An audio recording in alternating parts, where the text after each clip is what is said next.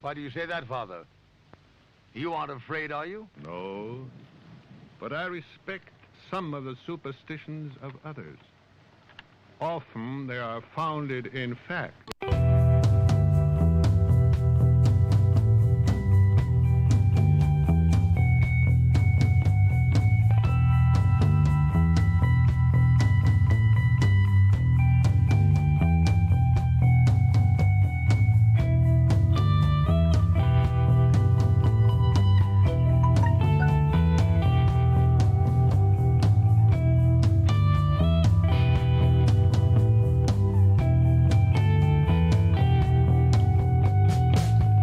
Broadcasting live from our Sanctum Sanctorum in Venice, California. This is the Sixth Sense Society. I'm your host, Krista, here with our producer, Michael, and today we are so excited to have our first 2-hour paranormal special.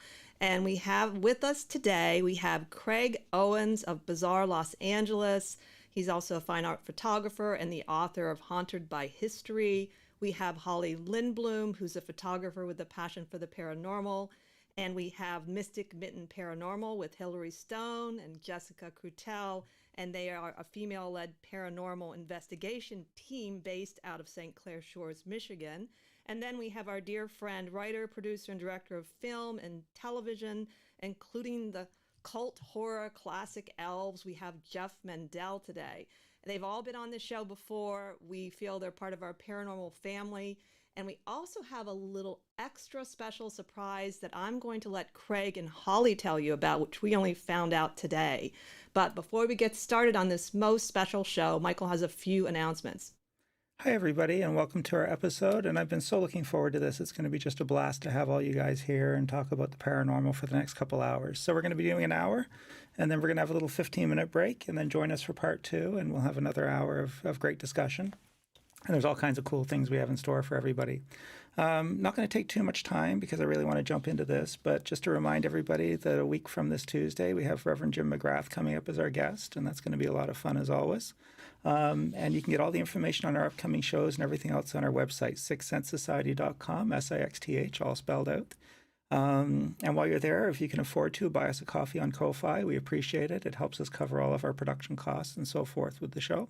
And if not, we still love you guys anyway, and we're going to just do this. It's a passion project, so we're having so much fun with it. And you can subscribe to our newsletter and so forth. So again, I don't want to take up too much time, so I'm going to kick it back to you, Krista. So take it away, Krista. Great. Thank you, Michael. And I think I would like to have Craig and Holly first tell us where they are right now. Hi, how are you guys doing? Thanks for having us. Thanks for coming. Yeah, it's a pleasure being here. I'm going to let Holly do the announcement here because she's the one that arranged for this to happen. I'm just a guy she asked to come out and check it out, and so it's my first time here too. But Holly. So we're coming live from the Janis Joplin Suite in Hollywood, California. Janis did die here October 4th, 1970, and they do say that she haunts this room. So this is actually where she unfortunately overdosed. She was part of the 27 Club. She's a second member. It went Jimmy, Janis, and Jim. And we're here. We're coming live from this suite. As you can see behind us is the shrine to her in the Highland Gardens Hotel off of Franklin in Hollywood. Yeah, this is actually the dressing room area where we are. Right next to us this way is actually the bedroom. And in fact, we're almost parallel to where her body was found. And then there's a little kitchenette on the other side of this dressing room. But we picked this because of all the comments that people have left who have stayed here over the years. Oh, wow. That's very touching. Well, we're going to definitely come back to that whole theme. I think we would also like to just kind of introduce everybody. I thought it might be nice for people to kind of let us know what they've been up to since we've last talked to them on the show. So let's go over to Mystic Mitten. How are you ladies doing? We're good. We've been very busy. There's been a lot that's happened. Some things that are good, some things that are not great. But I'd say like over the past couple months here, like the definition of knowing for a fact that there is a life after death has been a really touching and honestly like a really meaningful thing to us. We are both no longer with the estate sale business, so that's breaking news. But Hillary's now working at another really cool place that I don't know if we're allowed to technically say, but it's probably not. But it's another really cool place that has a lot of history that's, you know, in the Metro Detroit area. So that's a lot of fun. So we've had some career shifts and some life shifts, but ultimately we're just getting closer with the spiritual world. That's really cool. So how did you mean by that? In the last couple months, you feel it's more personal, the paranormal for both of you? That's correct. So regrettably, my mother did pass away from COVID-19 just about a month ago. So the whole experience with that and knowing that my grandmother was here and kind of welcomed her into this different realm has been a very long and emotional process. But my house, which we've talked about before in the past with you guys, how my house is a very quiet, safe place. It's no longer quiet. It's very much still safe, but now there's action that's happening here. So we'll set up our, you know, our camera systems and let those run overnight and things like that. So it's kind of interesting to have these experiences come a little bit closer from home, but it's very, you know, relieving to know that there's still that communication that I have with my mom, even though she has left her body of a vessel. So. Yeah, we were really sorry to hear that. Michael and I both know what it's like to lose the mother, and Michael especially lost both of his parents when he was quite young, in his 20s, and close together. And it's not easy even for people where we believe in the afterlife and the paranormal, because it's still different and you want to see their physicality. So, but I'm sure it must be comforting to have this connection too, that you already had set up, you know, which some people just don't have. Absolutely. And that was like one thing that kept coming up too, like during all of the services, is people like, you're handling this very well. And like, well, I view death differently. You know, I have a different perspective of it. I know a lot more than the normal person knows about the funeral and the embalming process. I know a lot more about what happens afterwards. So it's been different. It's definitely been challenging, but it's definitely helped me a lot with the coping process for sure. Well, let's ask Hillary. What have you been up to? You know, it's Jessica and I are in so much of this stuff together. While it's, you know, losing her mother is different for me because she's not my biological mother. It's been interesting to, I guess, kind of be here with her, and that's kind of dominating a lot of our reality right now. I think it's been interesting too over the last year with just everything that happened with the lockdown, and I'm sure other people can kind of relate to this. It's definitely changed the way that we're working and what we're working on and the kind of work that we're doing, and where I think it was easy to kind of feel like we lost a lot just in a you know, bigger picture sense too, and that we, you know, what we were doing before isn't really what we're doing now. I think it'll definitely be interesting, while we can't see it at this moment, just all the experiences we've had over the last year, and even, you know, with Jessica and I being involved in the estate sale industry and just kind of getting a new, I don't know, new experiences of like paranormal type things or spiritual type things or experiences people have in these, I guess, less spooky, less set up like a ghost hunt type environment has been interesting. So I think that's going to impact our work and our project as we keep going here. Yeah, and that's something I think I want to talk about later in the show, is about the ghost investigating environment, because it does seem like it's often a little one-dimensional to me. I do have to ask about the doll we sent you. How's she doing? She's doing great. We haven't had anything happen. There was like this one brief period where we both had car troubles within like the first like week, and then we're like, okay, that's it. Like obviously, like she's mad that we've like just put her aside for a second, because like that was when we were both working for the estate sale business, and we're working multiple days a week, and I mean like close to 40 hours. There'd be days where we're away from a house for like 12 to 13 hour days. So we just didn't have time at that time. And it was like, the only thing is like, you better acknowledge that I'm here, and you better open this box, and you better experience me, because I'm getting mad that you haven't had time for me. And then after that, nothing has happened. Things have been quiet. We still love her. She's Part of probably it was, happy. though, too, is we started working on housing her in like a nice cloche Yeah. and like And making she her is- a part of That things. skirt is so big. There's so much fabric. I've been hunting to like find the perfect way to display her, but there's just so much skirt that it's hard to find a container to shove all that bustle in. I love it. Well, great. It's good to catch up a little. Let's check in with Jeff Mandel because we actually haven't seen you on the show for, I think, almost 2 years. I think you were on in 2019. And so we'd like to see what you've been up to. I don't even remember. Well, I've been working. One thing I'm doing recently is most of my film work is analog, is in film, and I've been spending the last several months. It's very hard with the pandemic, converting things to digital so people can finally see my work. That's nice, but I've just been inspired. You know, I'm very sorry about your mother. My mother died. I have activity in this house a lot, and there have been some amazing things that have happened, but they're few and far between. When my mother was alive, this house was always active, and this sounds horrible. I love my mother, and we had a great relationship, but I always worried when she died, was she going to haunt me?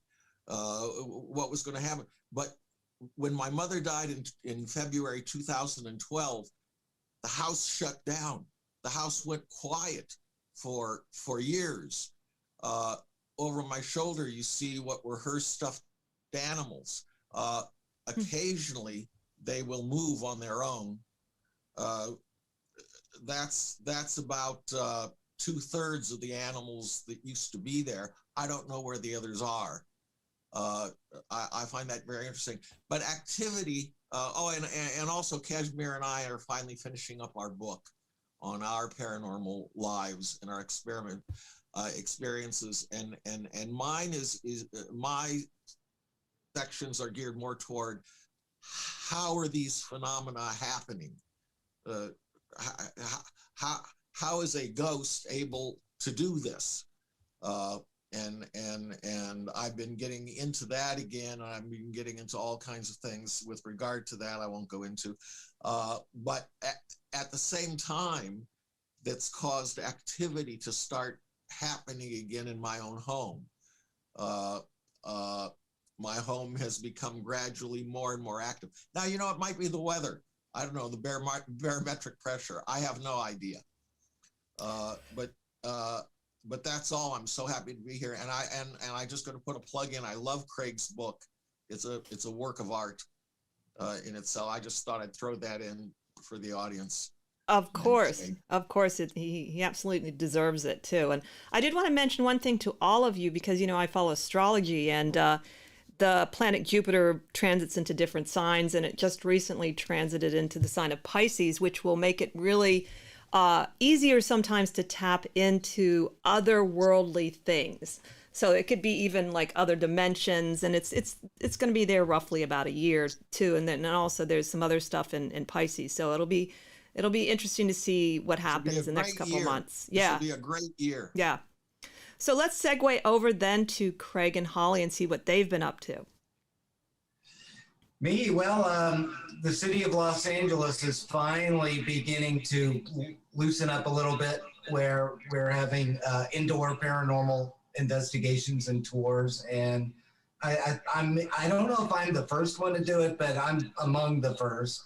And so I recently, in June, I booked a historic tour of the Hotel Alexandria. That sold out in 20 minutes. Then I did a historic tour of the Aztec Hotel. That sold out in 3 hours, 4 hours.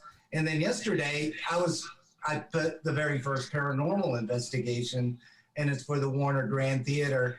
And it sold out before I could plug it on this show. So that, and I think that's the first indoor. I don't know of anyone else that's doing indoor yet. Interestingly enough, the city of Los Angeles actually owns that building. Ah. affairs. So that's why I contacted them. I thought it was a really great bellwether as to how the city actually feels about this. Because as you know, Los Angeles got hit super hard. I still have to follow CDC guidelines. We'll have to wear masks and still do the social distancing of 6 feet apart and limited crowds. I mean, 20 people. Mm-hmm. So I'm mostly doing this out of the labor of love, because once you factor in what I pay the location, once you factor in insurance, there's very little left over. So but it's mostly just to get it going again and to get people, you know, back into wanting to go out and see some of these historic venues again. Yeah, I think Newsom said we're going to open California June 15th. I don't know if that's going to be everywhere, but Los has announced that they're not going to get rid of the mask mandate just yet. yeah, it makes sense. But at least we're improving here in Los Angeles. We were at a pretty bad spot at the beginning of the year. It was pretty dire and a little frightening. So I'm glad to hear that you're doing this. I think it is a good time to do it. What about you, Holly? What have you been doing since we last talked to you? I did do Waverly Hills again. I did do that. I went up to the Witch's Castle in Utica, Indiana. I shot a Paranormal Awards show segment there. And other than that, I've been working. Nobody wants to come back to work. And I'm working, you know, and I want to tell Mystic Mitten, I'm really sorry about your mom also. I'm with you, like all of you. I lost my mother at 23 when I was pregnant with my son, and she was 42, and I'm 42 this year. So this is just a real weird age for me. I did come out on Netflix. I came out on the Cecil Hotel, did a little spot on that. And other than that, yeah, I've just been working and booked this room so that we could come here and investigate, which is, it's amazing here. The graffiti, there is so much. If you wanted me to show you guys a little later, or do you want to see it now, just let me know. Because I've got my phone, another view over here that I can show you what the people have left for Janice. I mean, she's so loved. And, oh, yeah. Oh my goodness. Well, two things. I know that everyone should know who Janis Joplin is, but it was a while ago. So basically maybe just a little blurb about her for very young people. And then, yeah, let's take a look at the suite. Okay. You want to switch on to my camera? All right. Let's go right here. All right. I'm going to turn on this, but this opens up. Can you guys see it? Let me move out of the way. Okay, you want to turn on a light right there, Craig? Sure. Okay, look at this. Wow. Guys. See it? Yes. This is a shrine to Janice. This is, I don't know if you can see, but there's the dedication. The wall is dedicated to Janis Joplin from Highland Gardens. You've got this. You guys might want to mute the mic that you have on your computer because it's not switching the camera. It's hearing that. Okay, let's do that. Oops. All right, go again, Holly. You can't hear it now, though. No, it's just not. There's no sound. It's not switching to her camera. Yeah. So we can't see it. Right. Should have rehearsed that. Maybe she has her camera muted. Yeah, we can't hear you guys. There you go. Now we can see it. Now go for it. That needs to go off. Perfect. Oh, there she is. I love it. All right. Now we can see it. No, I'm still echoing. Wow. It's the ghost. Raven, it said. I saw something with Raven. Forever 27. I'm going to open this. I like the butterfly. That's weird, eh? Yeah. Wow, I didn't know they did that there at the suite. So has there been any activity there since you've been there? You know, I haven't felt anything. Hear my You're voice. getting a lot of echo. Yeah. I'm echoing. It sounds kind of spooky. Wow, it's not a very big place, it looks like. No, it's not. Sounds like a ghost box. It does sound like a ghost box. Okay, this is where Janice was found. Right there? Yeah, right here next to the bed. She was found next up to a dresser. Get up close and show the actual corner. Do you guys see that? Rest in peace. Aw, little peace sign. Okay, and then I'm going to show you the room. And then this is Hollywood. And what is the name of the hotel? Highland Gardens. And that's over on Franklin, right? Yeah, it's right next to the Magic Castle in Yamashiro. And then here's the kitchenette. She probably cooked in here, and she basically lived in this room for 2 years and died in here, unfortunately. And guest appearance, there's Fred. Hi, Fred. And then you have, this is the other wardrobe of hers. So yeah, that's the room. And then this is her shrine. Wow. I love that they do that. People do that. It's very touching. Yeah, that's amazing. Oh, and then this, I have to show this part. This is new. Oh, Do you see it? yes. Very Isn't that colorful. neat? Yeah, it's beautiful. There it is. Wow. In all its glory. Very cool. All right. Okay. Well, thank you for the tour. I love it, and I love that you're coming from that room. It's really appropriate. It's one of the visions of the show is eventually we'll have different paranormal people in different states, and we'll do a live stream of people at different locations. So this is the prelude to that.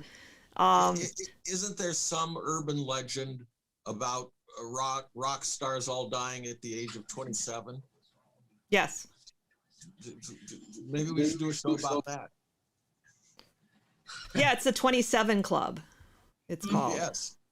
Yeah, which is it's kind of an odd age if you think about it. I mean, it's like astrologically, it's right before the Saturn return. You'd think it'd be like at the Saturn return. So it's kind of an odd age. If you think about it.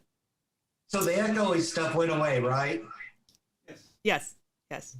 I figured out what was wrong, but I like the creepy ITC effect. Yeah, it was really nice. I just needed to turn, and once I could get to the computer, I was able to like turn down the audio to the computer because that's what was happening. You had two audio sources going at the same time, real close to each other. Huh. Yeah. Well, this is definitely a new thing we're doing, so it's all experimental. I think it's going pretty good. I did want to, since we did talk about this a little earlier, I wanted to talk about your thoughts about investigating during daylight. And I guess I understand one practical reason for doing things at night is because there's no people there, it's quieter. But what are your thoughts about more, or even early morning? Do you think that there is something more paranormal happening like in the middle of the night or late at night? Have you done both? I just was thinking about that recently myself, because you certainly on TV shows you only see the night stuff. May I I can speak? first, or Jeff, do you want to take it? Well, I was just going to say that the only experiences that have ever really scared me, I don't think any of us are truly scared by the paranormal. When something happens, I mean, maybe we'll jump at a loud noise, but it's like the ghost hunters would always say, we run toward the phenomenon, what's happening. But the scariest things that have ever happened to me in my life have all been in the late afternoon. It's all been in the late afternoon, and in the old days when we had what are those blinds that you pull down and they flap up and go around? They have a yellow tint, and the room will have a yellow light in the late afternoon. And that's when I felt I was possessed once at Cecil B. DeMille's house. I ran back in the house by myself to grab a girl's purse, and I looked down the hallway, and there was a mere 45-degree angle facing into the bathroom, aimed at a little heater. And it was this late afternoon light, and it just came over me, and I just felt compelled to walk into that room, and I actually had to physically grab the banister. I was on the second floor and jump over the stairs and run down and run out of the house. But that's just one of several instances, all in the late afternoon.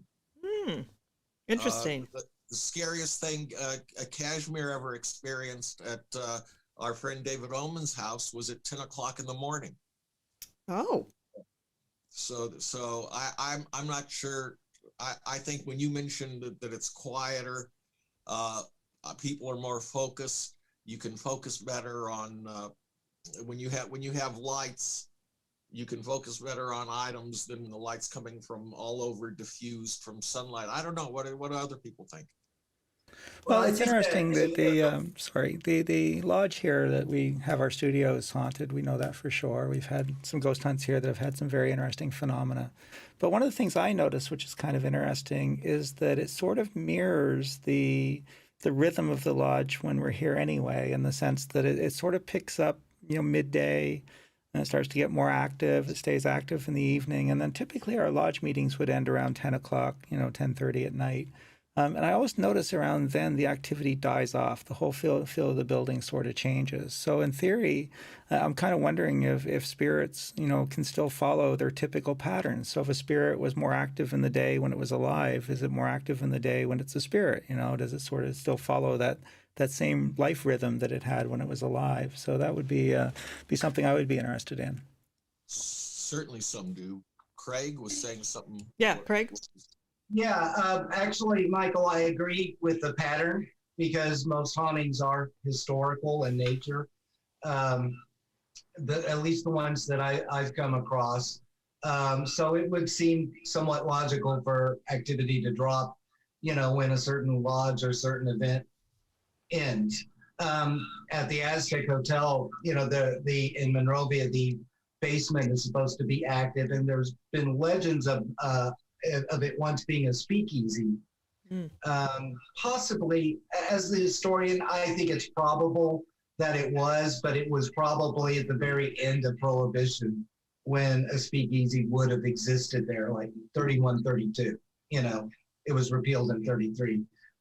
I digress. I've caught an EVP of a voice saying one pair of deuces, which is a poker hand, which that backs up the claims of illegal card games going down in the basement. And it's loud and clear. I don't play poker, so once I figured out what was being said, I had to look it up, and I went, oh, it is a poker hand, that call. So that works. But what I noticed about the basement after investigating it off and on for years is that after like 2 a.m., it does die down, the activity there.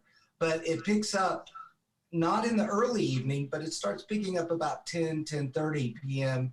till about 2:30. And I've even monitored the basement early in the morning, like at 6, 7 a.m., 8 a.m., nothing there. It's completely quiet and everything.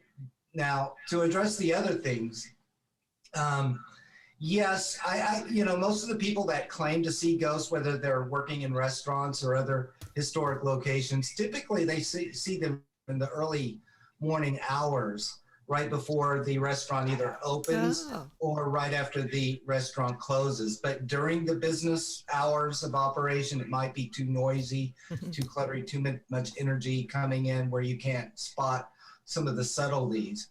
There is something to be said about nighttime being very quiet, in that there's no planes, helicopters, freeway traffic that bleeds in.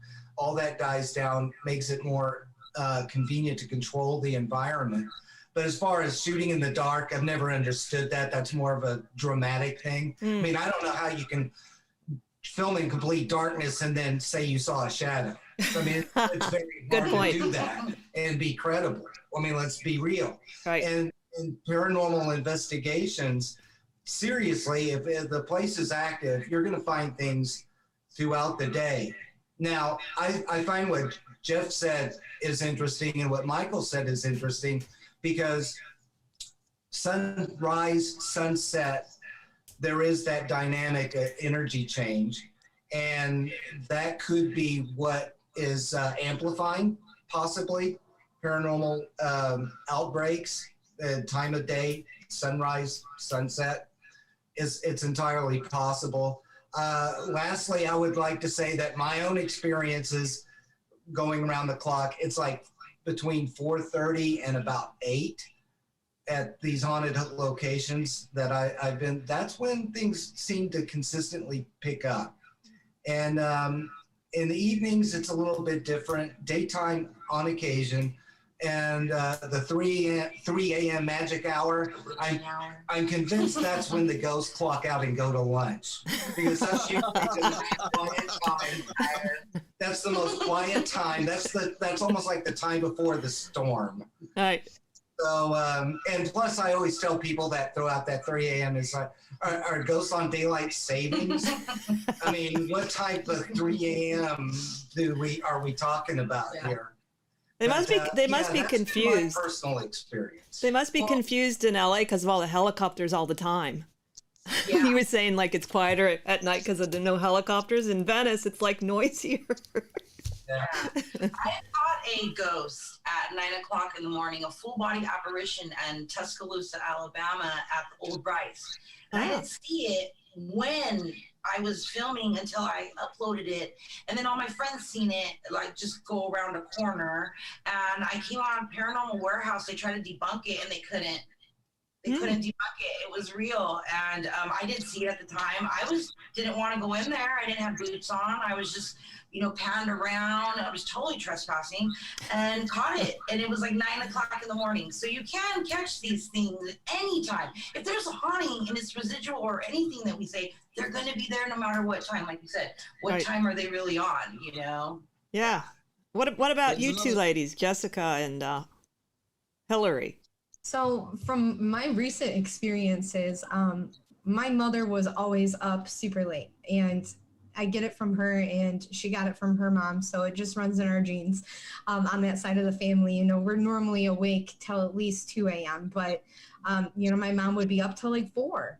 And the house is quiet and everything is quiet until it's about time for me to fall asleep.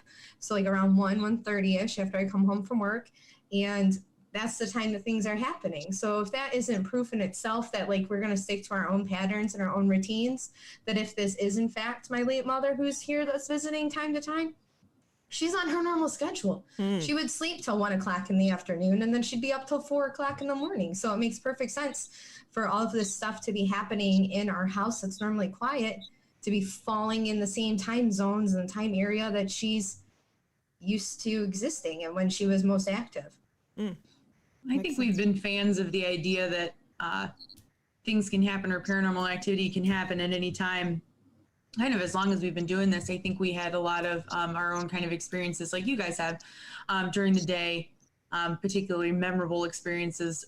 Most of the apparitions I've seen personally have all been during the day too, now that I think about it. So I think there's definitely something to that. I don't know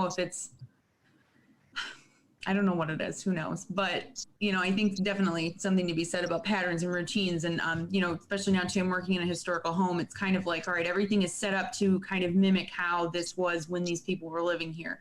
And so I would then, I guess, assume that, if they're there, they're still kind of, walking around the areas they would have been, or hanging out in the areas that were familiar or they like to hang out in. So I think that's consistent with what we think. Yeah, I wanted to add to what Craig and Jeff were saying about the time between late afternoon. In magic, that's like a liminal time. It's the in-between time. And the second time I ever saw some kind of apparition was after I went to that second Woodstock concert, which wasn't really great, but I'd been there all day and hadn't done any drugs, but I had been around a lot of people doing drugs. And I was very emotional, and I went to get my stuff at my friend's house, and I saw this, I don't know what to say. It was like this little person on top of a car.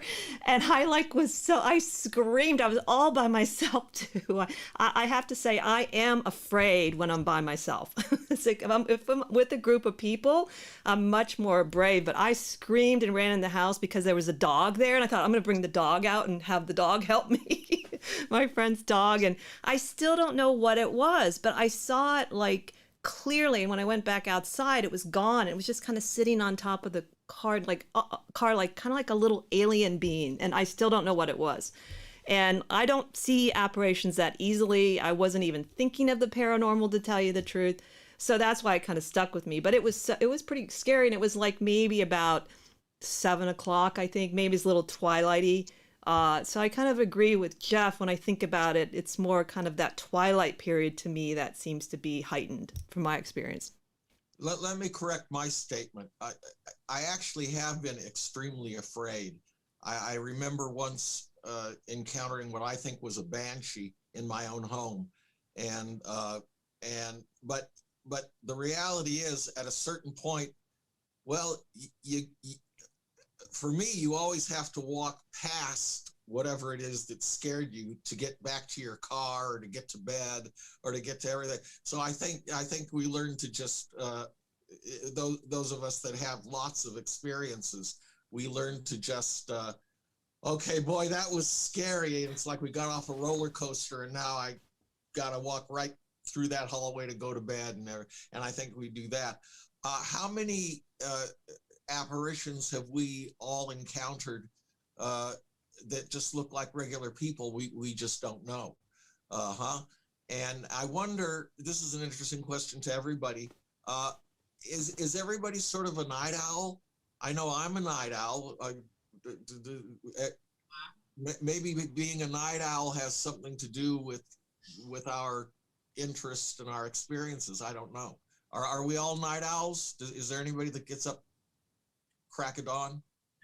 I get up at the crack of dawn, but I'm still a night owl. I just go to sleep. Yeah, I understand that. I would say I'm not exactly a night owl. It's just something interesting that I'm going to write down after this and consider and start investigating. Well, you know, the owl is associated with magic, the actual owl, and psychicism, and it's associated with, in a lot of legends, the whole shebang. It's like all kinds of magic, whether you call it black or white magic, it's basically just all kinds of magic. And so even that word is kind of, even that creature is sort of a paranormal bird, I would say, the owl.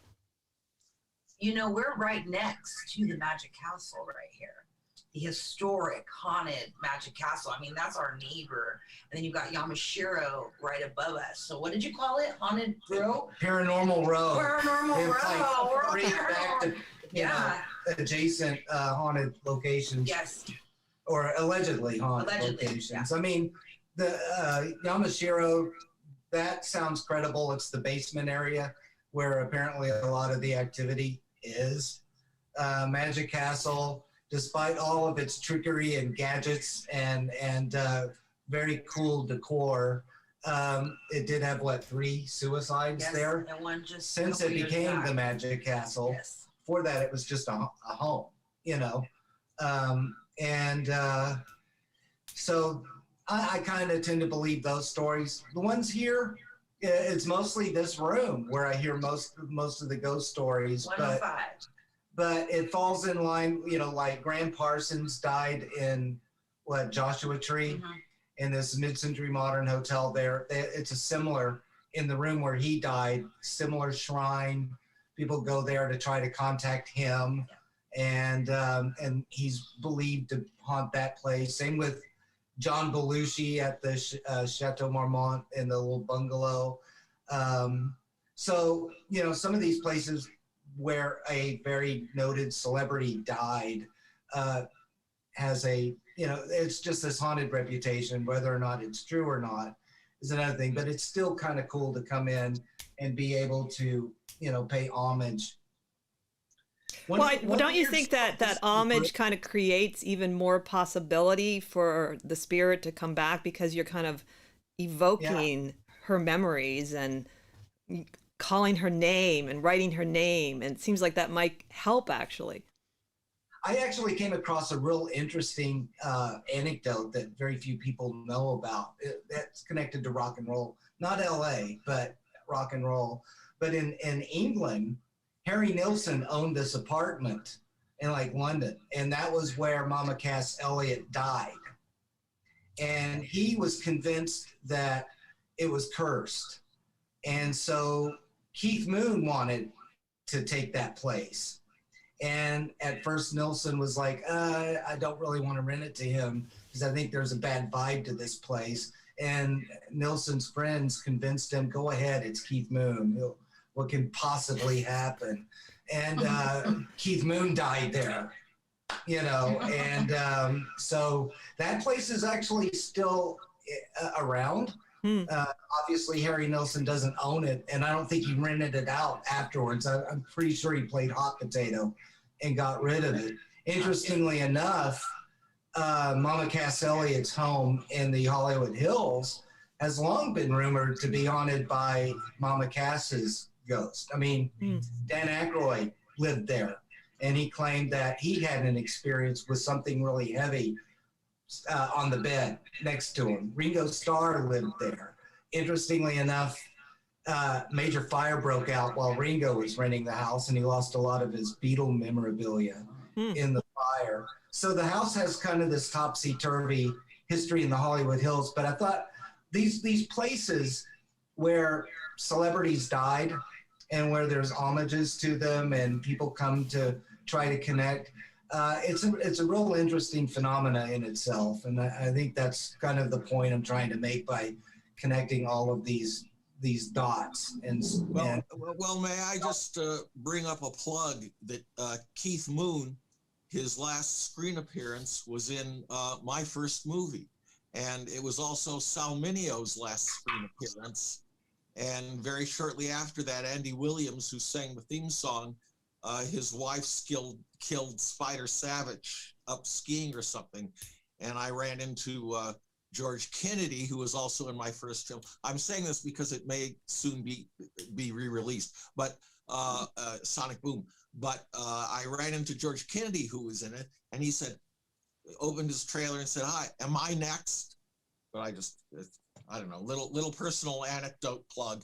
Well, I think Holly's going to investigate this place after we're done. And of course, Keith Moon if he remembers me in the movie. For sure.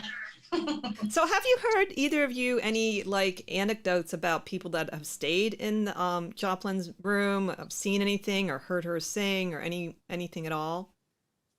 There are so many YouTube videos out there of people that have stayed in this room, that have investigated it. There is a Ouija board over there that has the dates that was, if you want to open it. Yeah, I'll bring it. I'll show it. There is a Ouija board that does have the dates that they did investigate here, and they say they contacted Janice. A lot of people do hear it. They come here and they play her music. Now, Craig had a great thing. We were talking the other night, and he said, let's play Janice's favorite artists. Let's play who she wanted to hear. What if she's tired of hearing her songs over and over again? So pissed. Why? I don't want to hear that today, you know. So we played Billie Holiday, Bessie Smith, Ella Fitzgerald, Etta James. I've been playing that, getting ready to maybe kind of, you know, give her what she wants. Instead of everybody taking from her, let's let her listen to what she wants to hear. So, but there is a Ouija board. Yeah, I can't take the Ouija board out. It's actually laminated into the wall. Oh. But it's made out of cardboard. It's like a homemade Ouija board. I brought one. Do you guys want to see the one I brought? Yeah, I love Ouija boards. I think they're like artistic. There's lots of like candles here, and someone left a box that says free battery powered candles, and there's a cigarette in there. So if anything happens, we'll probably be fighting over the cigarette. Oh my goodness, that is such a cool Ouija board. I just wanted to bring it for this experience. But isn't that neat? So for people listening, you do have to know what we're looking at. It's a bat The board is actually in the shape of a bat, which I've never seen, with all the Ouija, the letters and the symbols, and Handmade. it's really very cool. I love it. It definitely is you, Holly. If we don't get hold of Janice, we might get hold of Adam West. So we'll go back to Mystic Mittens. What are your thoughts about all that we've been talking about? I've been doing most of the talking, so you lead. Oh, I don't have anything to say. Oh my goodness. You do. First of all, that room looks amazing. How exciting is that? That's so exciting. I think, something, I don't know, we like to try and think of ways in the same way that you're thinking of ways like, okay, what's a way to not take from this person? Especially when it's somebody like well-known and famous like that. You have so many people coming through and kind of wanting something or wanting energy kind of from this person, and that must get exhausting. So I like that you're, thinking about that too. We have early on before lockdown and everything, we were just kind of getting to the point too where we started bringing like we had investigated a place where there's the Purple Gang, which if you're familiar with Detroit history, that was a gang that was very active during the Prohibition years and had some kind of connectivity to Al Capone and seemed to do some socializing with him. So we were investigating this restaurant where these people came and hung out very regularly. And we had the idea of bringing like a cigar and some alcohol, like just,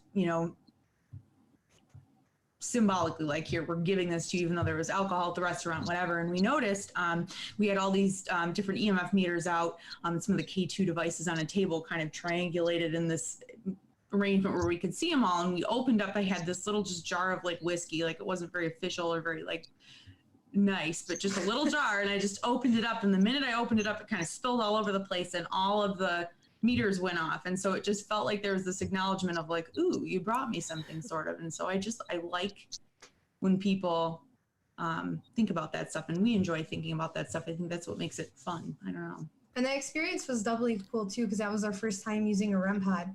So we had the REM pod out as well. And it was literally the second that like, it was like a tiny little like glass jar and like, like kind of like a baby food jar or something. And the second that jar made that pop noise, all of the devices went off. So it was like the second that the aroma from the whiskey went into the air, that the activity immediately picked up. So it was really cool to be able to see that recognition, really, like in real time, that they realized that something was happening and that, that we had brought them something. So that was really cool to get that response immediately. We haven't ever used music a whole lot though, too. That's a really cool idea. I'm excited to see if that amplifies your experience. That's a cool idea. Music actually does work quite effectively. It's what I actually do with photography. It's called the theory of familiarization.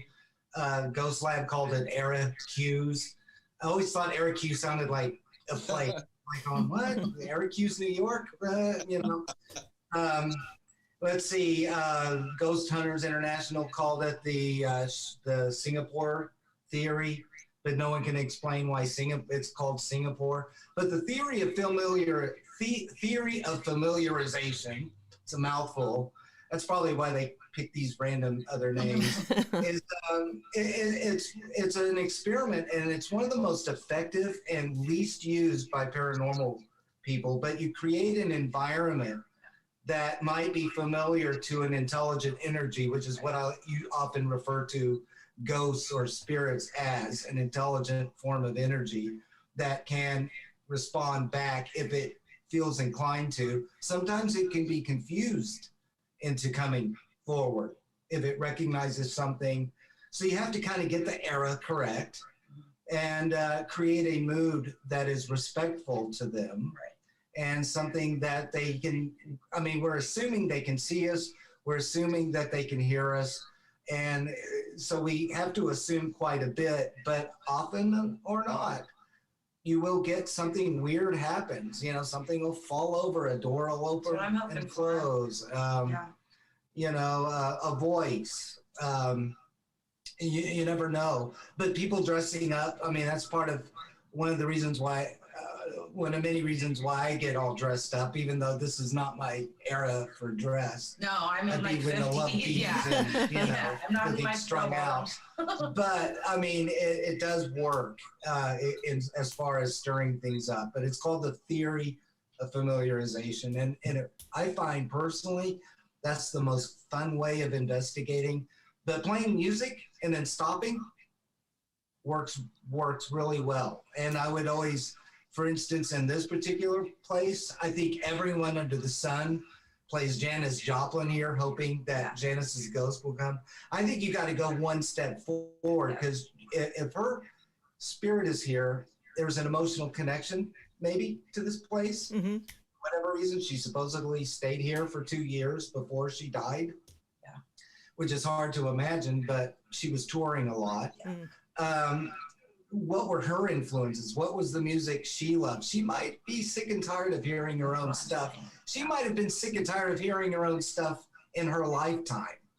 But the stuff that motivated her, the stuff that's where the emotional hook is. So you've got to go and think outside the box a little bit. So what, Bessie Love, Billie Holiday, Ella Fitzgerald, Smith. Etta James, we played all of it. I got dressed here, lit a candle. I was here when I turned 37 years old, and then back 5 years later.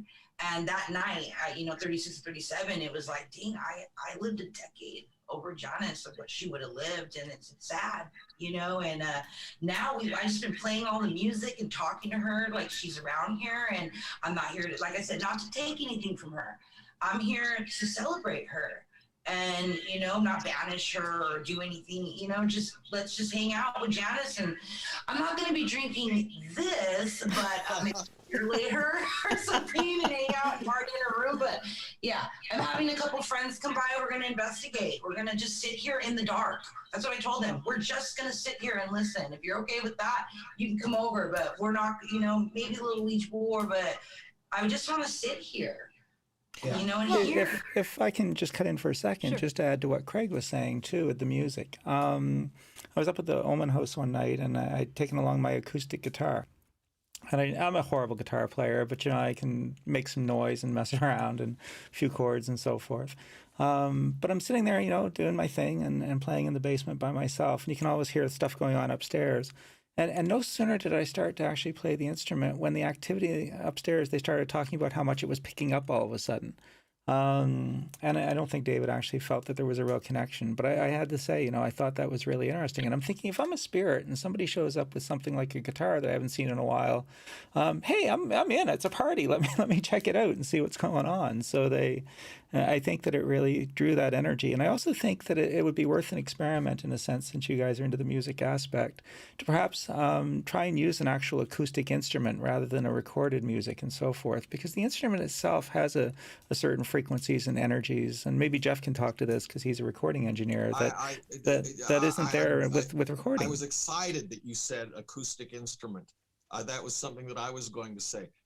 Point of order, while we've been having this discussion, and I promise you, I haven't, I moved the heart pillow behind me, but I haven't touched anything else. And while we were talking, I heard a thump from the stuffed animals, and I looked back, and a little teddy bear had been pushed out and landed on the floor. I'm not shaking, I'm not moving. So I feel it was a paranormal experience. Those haven't been touched in, actually, they probably haven't been dusted in months. So they haven't been moved. So we had an actual experience. Yes, the harmonics are infinite on an acoustic instrument, and they're limited on a pre-recorded anything. That's a very interesting idea, Michael. We were at the Omen house, and there was some bongos, and Kashmir played some bongos and set them down, and then they went bum bum bum bum bum bum. But I don't think that has to do with music. I think that was just poltergeisting around. I don't know. I wanted to add, sometime I'm going to go to the Janis Joplin room. It's one thing I want to do with you, Holly, definitely. And I have this T-shirt on, and she has an auto harp in the T-shirt, and I own an auto harp, which I can't play very well, but maybe that would be cool to bring the auto harp, because I'm sure not many people, I didn't even know that until I saw this T-shirt that she could play it or had any interest in it. And maybe that would be interesting, since I'm sure, it's unique. It's not just any kind of instrument. And so we'll make a plan for that. I think you've inspired me after talking about the music, all of you. All right. Just don't ask Janis to play the auto harp. That's always been one of those things that drove me nuts in researching the old seances from like the 20s and 30s, where they go, hey, if you're here, fire this revolver or play this horn. And then they get disappointed because it doesn't happen, you know? It's like the Haunted Mansion. If you're with us, ring the bell. And then the bell rings, and then blow the horn. And then, it works there. Well, maybe it's also, to me, I'm with you, Craig, on sort of treating spirits and ghosts intelligently. Like, would you talk that way to a person that's sitting across from you? Like, hey, do this for me and do that for me. And I think that we probably are starting to evolve in our communications, hopefully with the spirit world, so we're not so crass. My two most annoying EVP questions are, was that you? And the other one is, do you want us to leave? I would never ask those two questions. That's all. Yeah, my view of it is that, as long as you keep in mind that it's, don't assume something is residual versus intelligent. It's better we may have this concept all wrong, but what you need to do is just approach everything as intelligent first, and then you can kind of siphon or be able to determine which is which category later. But trust everything and treat everything as intelligent, and yeah, you want to be respectful. But if you think of it this way, if you're dealing with something intelligent, you should be able to psychologically manipulate it, because goodness knows enough people tell their stories about how the ghosts, psychologically manipulated them. This is a chance for, you to kind of do your own experiments and see. And that's what the theory of familiarization does, but it does it in a nice passive way. Just a quick production note for you guys. Don't talk to them like they're trained monkeys. That's my other bit of advice. They don't respond on demand. You have to be patient. Sometimes it'll happen hours later, minutes later, 20 minutes later, who knows, nothing at all. But, when you start barking and giving orders and treating them like an underling below you, chances are you're going to be the monkey after a while. Do you guys want to take a little break at the top of the hour, or do we want to just push right through, because the time's just flying past? So yes, we have, I think it'd be fun to go straight through, but what do you guys think, all of you? Do you need a break? I still have coffee. I'm fine. All right, let's just keep going. We've got the backup. We're having fun.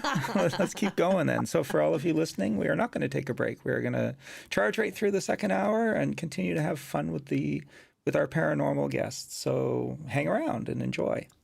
So take it away again, Krista.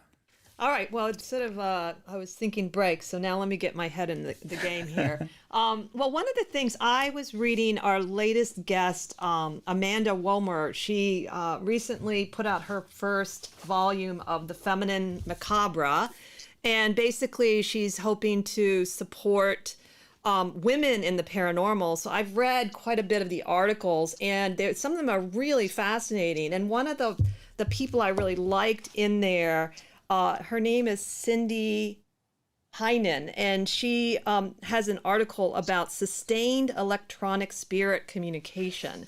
And so basically, she's been involved in really a lot of the EVP world for quite some time, it looks like. And she started a group, or helped to start a group called the Society for Anomalous Studies. And she says what the sustained electronic spirit communication is. It is what it sounds like. She says, my definition is the formation of words and longer sentences within a session that are intelligent, cognate to the subject at hand, and seem to be a genuine back and forth between the spirit communication and the investigation. So I thought, that seems to be, EVPs seem to be the place where a lot of people agree that there's a lot more feeling that you can be more authentic. And then, we all sort of wonder if orbs are really orbs or we're really catching something on film. But I was first of all really surprised that a lot of this has been going on for many years. So one of the things that the paranormal, once you start reading articles, you see people have been doing things like this for 20 and 30 years, and you don't really get that feeling. I didn't. I mean, seriously doing it like you all are doing it. They're doing it for the real, like, I want to find out what's real. But I like that concept because one of the things, I haven't obviously gone on as many ghost hunting adventures as you have, but a lot of times I can't really hear what other people are hearing, these one words here and there.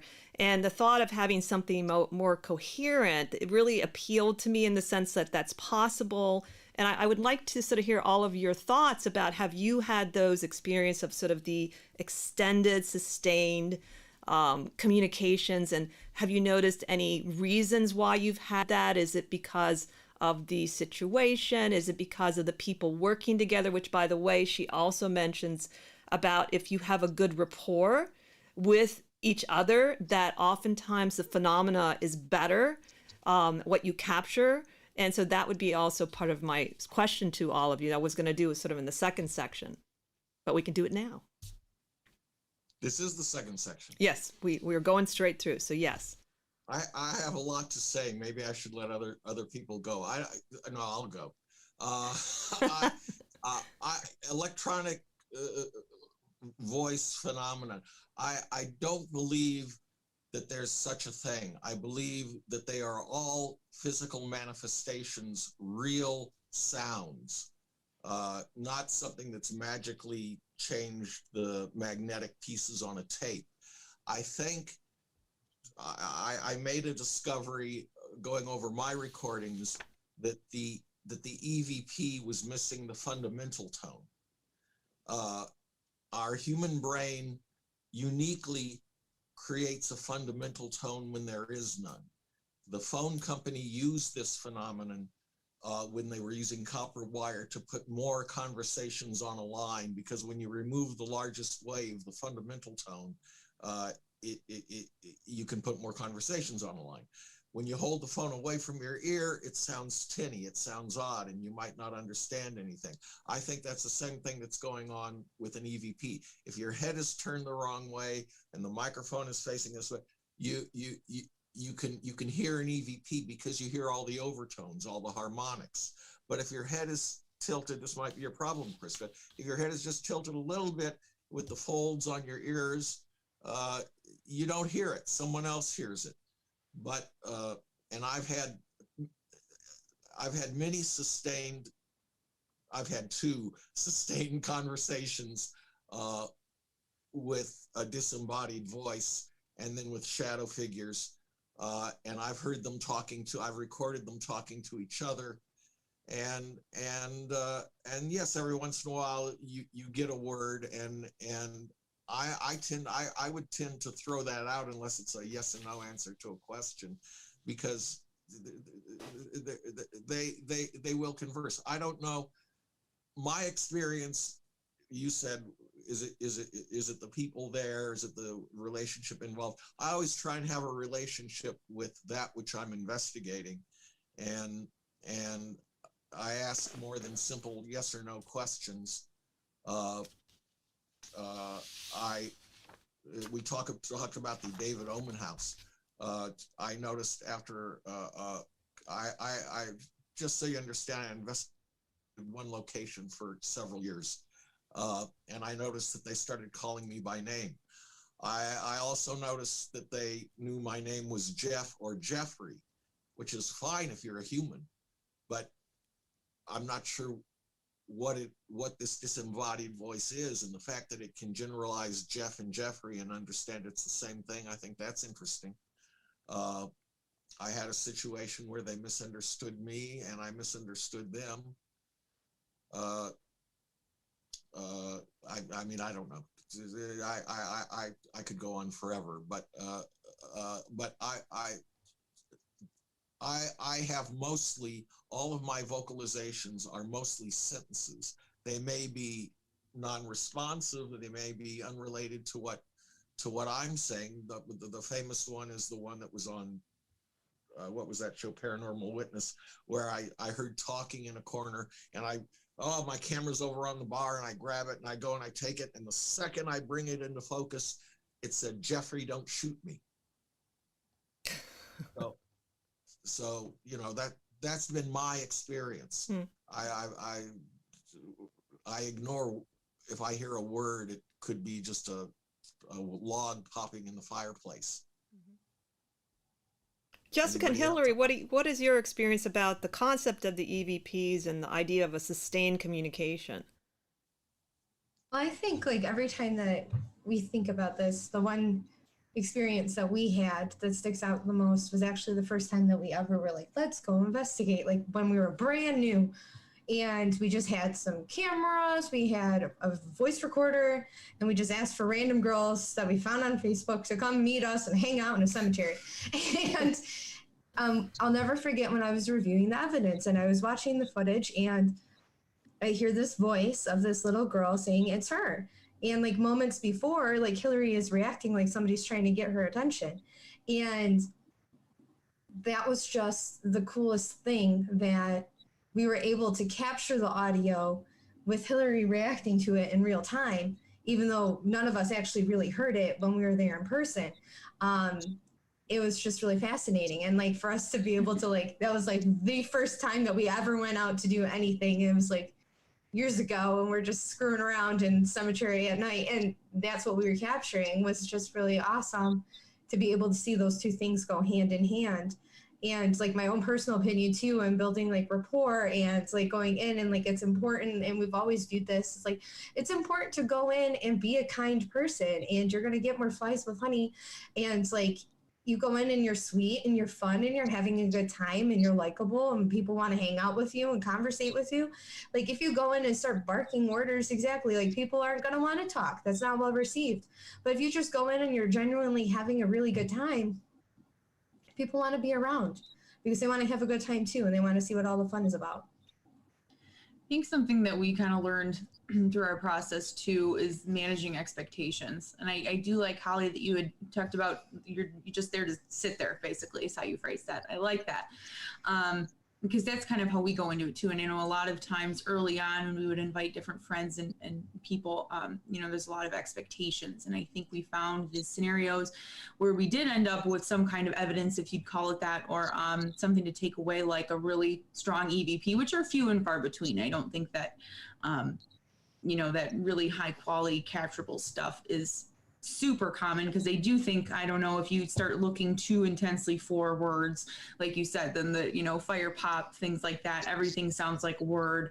And so it is important to, I guess, keep in, I don't know, manage the context of the situation too. And if it's something that's a response to a question or a conversational response or something like that, that might be something versus just a random word. It's so easy to, I guess, assume things are happening sometimes too. So I think it's always important to be careful with that. But you said it absolutely right. When you're dealing with harmonics, a sound can vary depending on the orientation. You could think you heard a complicated word, cargo.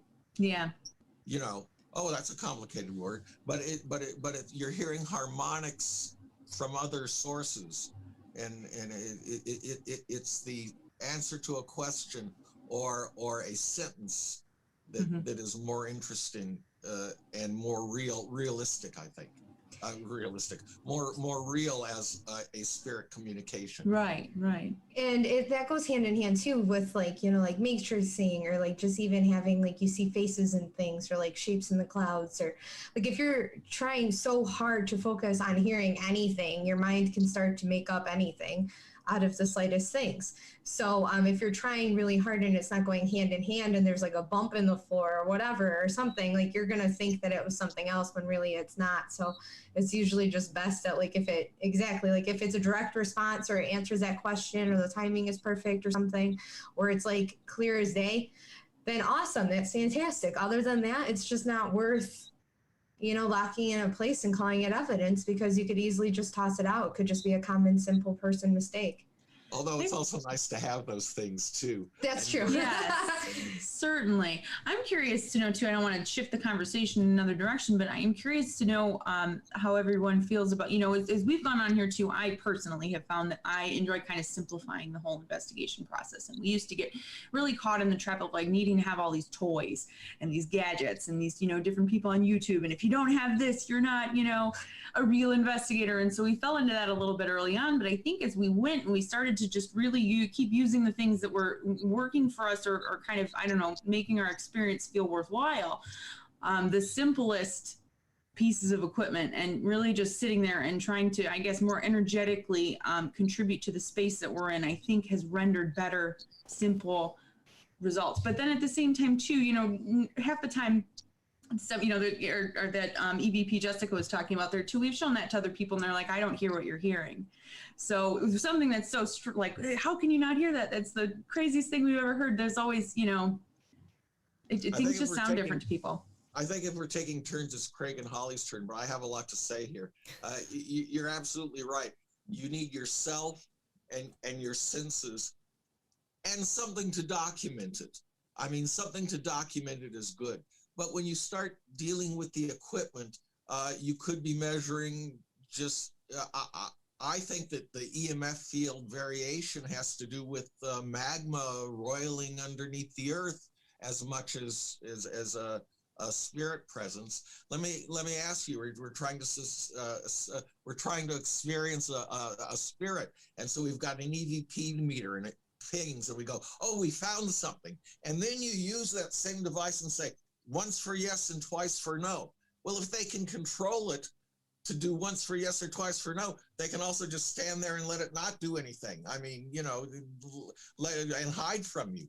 There's no utility to it, except, there's a fellow, Barry Taff, who once said the EMF field is the ocean and the ghosts are the boats traveling on it. I just don't think that's true. I think that that you'll find EMF variation all over the place. I'm sorry, I took some time away. I think Craig and Holly probably have a lot to say here. Well, yeah, I got little remarks based on everyone. Jessica and what you guys were talking about. Yes, I believe less is more when it comes to equipment. Good quality audio recorders, trump spirit boxes, trump ovuluses, trump all of that stuff. A good solid EVP is good. I wouldn't put much faith in like whispery, one word syllabic, things. Also agree with Jeff in that EVPs do exist. They're not magnetized particles being readjusted. That's absolutely correct. It's a frequency thing. Some people can hear it, some people don't. It's amazing. I always recommend that if you do EVP sessions, mic everything, mic every room, monitor, have one close to you. And if you're doing something with a security guard, monitor, have one near the security guard. Because on one occasion at the Queen Mary, the security guard was growling, trying to ruin. And then Craig, let me interrupt you briefly. Sure. You made it as important as I think it is. If it's an actual sound, that's amazing. That is a physical manifestation. Something had to vibrate to move the air. That's more interesting than magic doodling around with your tape or your chip. Well, I don't recommend. Now, I will say this: Jeff can monkey around with audio all he wants. He's really good at understanding frequencies and running through processes, and he's been doing this for years, and his stuff is amazing. I don't recommend the average paranormal person to try to do this. You don't have to. Right. The best EVPs are the ones that don't go through filters. I mean, you might take the bass down a little bit, But don't make the mistake that I made real early in my career. It was I was so determined I was going to find out every little thing what was being said. So I would just put layer upon layer, filter upon filter until it sounds like some metal gibberish. And eventually your brain will wrap around something. And that's a kind of a newbie mistake. Don't do it. It's okay if you don't understand what's being said. I've been in locations where it's like ghost gibberish. In fact, one of the very first episodes I had in Los Angeles was at a Warner Brothers soundstage. I was working as a production assistant, dropping off scripts for a TV show. It was on one of the oldest, stage 4. For 20 minutes, I heard a woman just speaking, moving back and forth, reciting something from the main stage while I was upstairs looking down on the stage. I set my pager, this dates me considerably, for 20 minutes, and I'm like up there looking at the pager. I could not make out one word this woman was saying. There were pregnant pauses, where there'd be like real vacuums of no noise. Then it'd start up again, and I kept trying to figure out, is it a radio? If it was a radio on, it would have an FCC station ID mandatory. None of that ever happened. No musical cues. It was just a woman talking. And of course, as the cliche goes, the moment I try to sneak down the stairs to sneak up on whatever it is, by the time I hit the bottom of the stairs, the voice is gone. Now, to address your first question, Krista, interaction between ghosts back and forth is extremely rare to get like intelligent responses back and forth for more than a sentence. I had something on the very last paranormal investigation that I did right before the pandemic locked us all out. I was really shocked. It was at an Elks Lodge in Van Nuys. And there were 2 people that went in there with just their cell phones. And they went into this closet area, and they got 3 back-to-back responses from what sounds like a child, which that fits the story about children haunting it. As the historian, I did research, and I came across something that actually backs up the haunting, is that that Elks Lodge used to be Van Nuys' first receiving emergency hospital. That way from the 20s to the 1940s, okay? And nobody had figured that out. So there was rumors about it being an orphanage, a children's hospital, none of that. It was an emergency hospital. Now, this child, when they were asking if anyone's here, it said something like, "It's me." And then it said something about put down the phone or something. And then the third question, it says, "I'm bad." And then that was it. But I will tell you, out of all my years in doing this, it's so rare to get 3 back to back, and they didn't hear it. It was once they did the playback, it was there, but it was pretty darn clear. And I was stunned by it. I mean, that's one of those rarities. So getting back and forth is very rare. I personally avoid spirit boxes and ovuluses altogether.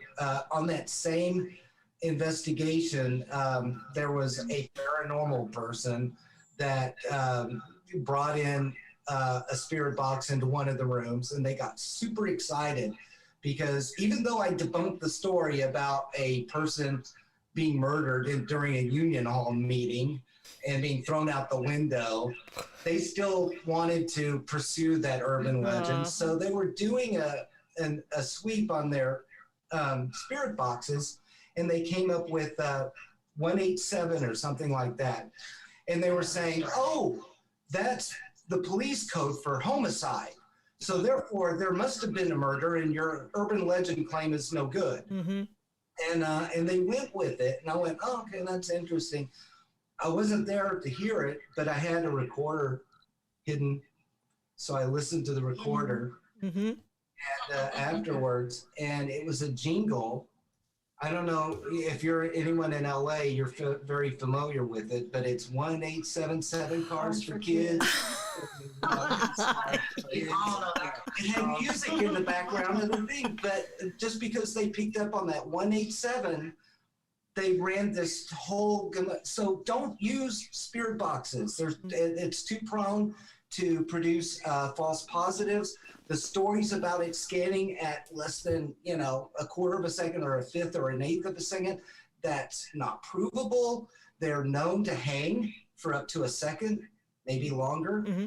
When they're scanning, it's not consistent. So you're going to get blurbs of a second here, a second there, as it scans through. And as far as ovuluses are concerned, if anyone can explain to me how a ghost, say from the Victorian era or even the 1920s, can go into a mostly plastic device, understand motherboards, enough to go into the circuitry and look at all the ones and zeros, ones and zeros, ones and zeros in order to find water to say thirsty. I might believe it. Maybe there's some kind of DeVry Institute in the other world where they can go in and get training on, how to manipulate, circuitry that's like that big, That's a really, really good point, that you made. With ovuluses is you don't know what words are actually programmed. I mean, you pay more money, you can get more words. more words. Lovely. And there is a scientific principle. I can't think of it offhand, but it's like I learned it in economics in college. But there is that. I think it's the law of probability. So if you use this enough, if you use your ghost radar, eventually you're going to be at the right time when the right word pops up. But it relies too heavily on you using your mind. Same thing with spirit boxes. You're using your mind to decipher what's coming through these real-time devices. So I've seen people concoct the most outlandish stories that have nothing to do whatsoever with the history of the building or the nature of the hauntings, but they just run with it. And I'm just saying, I don't put much validation in it. And so I will see a lot of people online, on Facebook or whatever, they talk about, I don't need to read books. I don't need to know the history. I get my ghost stories from talking to the ghosts. I get my history from talking to the ghosts. And I said, well, what are you using? And if they're using ITC, it's like, forget it. You've missed it. You're not going to get anywhere close to the truth. I can tell you, in defense of spirit boxes and stuff, we were in the Omen house one night, and somebody had one of those, echoey, reverby kind of things going on, and this guy was standing there, asking question after question, a somewhat demanding tone. And I swear to God, plain as day, I heard a voice in the box go, "You suck." So you can take that for what it's worth. Yeah, I'm not saying that they 100% don't work.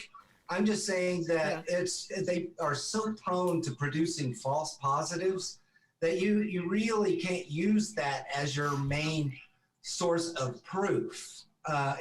Most of these devices have for entertainment only, and there's a reason for that.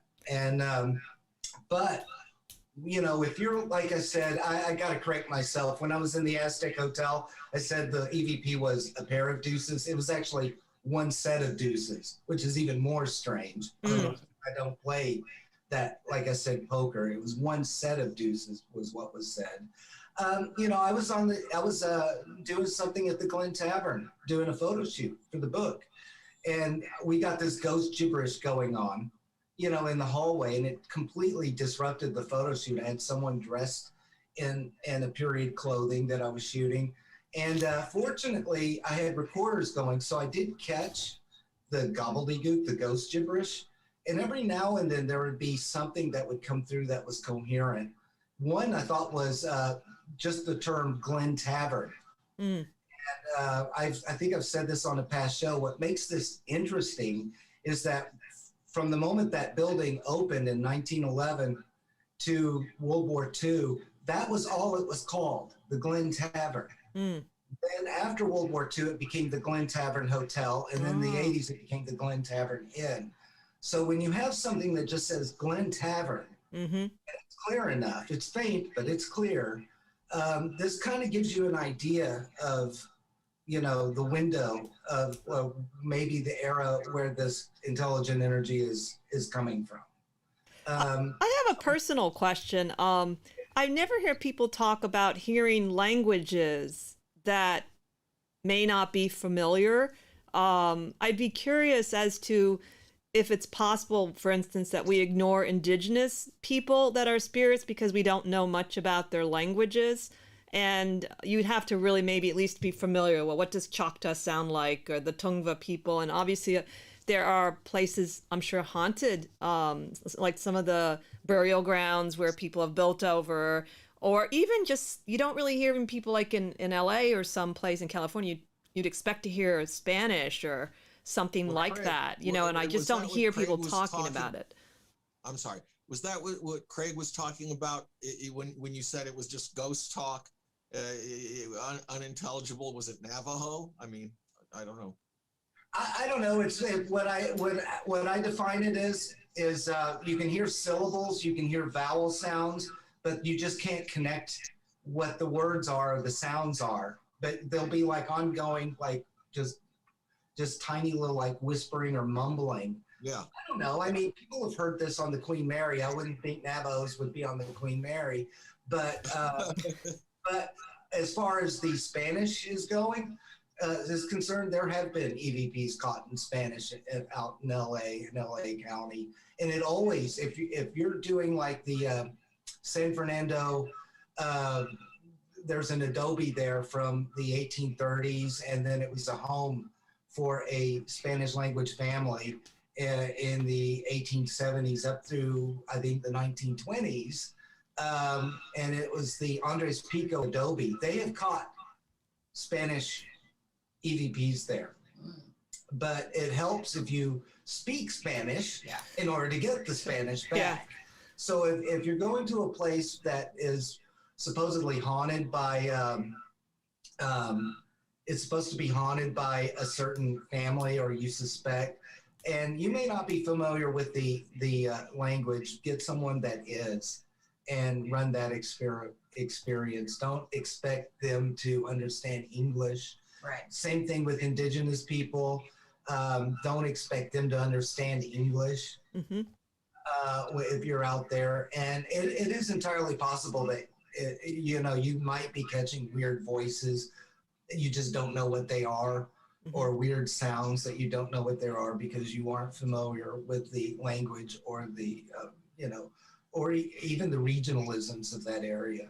Well, I understand Spanish, so if I want to go, entiendes mucho en español, hecho en Los Angeles. Like I'm whiter than white, but I fully understand and can speak. So I haven't ever heard of anybody really, hearing Spanish. It's always English, and it's with an accent. What I've heard, like they have different accents. I picked up things with an accent, but I picked up a very faint EVP at the Andres Pico thing, and I don't think it's English at all. Really? It's too faint to tell. It sounds like she's singing, and it sounds like it's in another language. So I may be assuming that it is Spanish, but one of my friends, Brandon Alvis, he was with Ghost Hunters in the last show. He has investigated there, and he too, on his own separate investigation, he picked up Spanish. Wow. On EVPs. There was a French ghost hunting show on Netflix a couple of years ago. I don't remember the name. I'm sorry, but it was in French, and they had French EVPs. Wow. Now, but I don't know what their production rules were. I don't, but for all intents and purposes, as far as I can tell, they were getting French EVPs. So maybe we just got to ghost elsewhere. I don't know. What's funny is, if you remember 10 years or more ago, Ghost Hunters International Yes, that's right. all over to Europe, and they always got their EVPs in English. And they got criticized quite heavily. You know, you're going to Dracula's castle, you know, where or someplace where, you know, Anne Boleyn was, and you're picking up English. So, you know, well, if they know how to manipulate an ovulus, they obviously can learn a language very quickly too. This is where I think we give ghosts a little bit too much credit.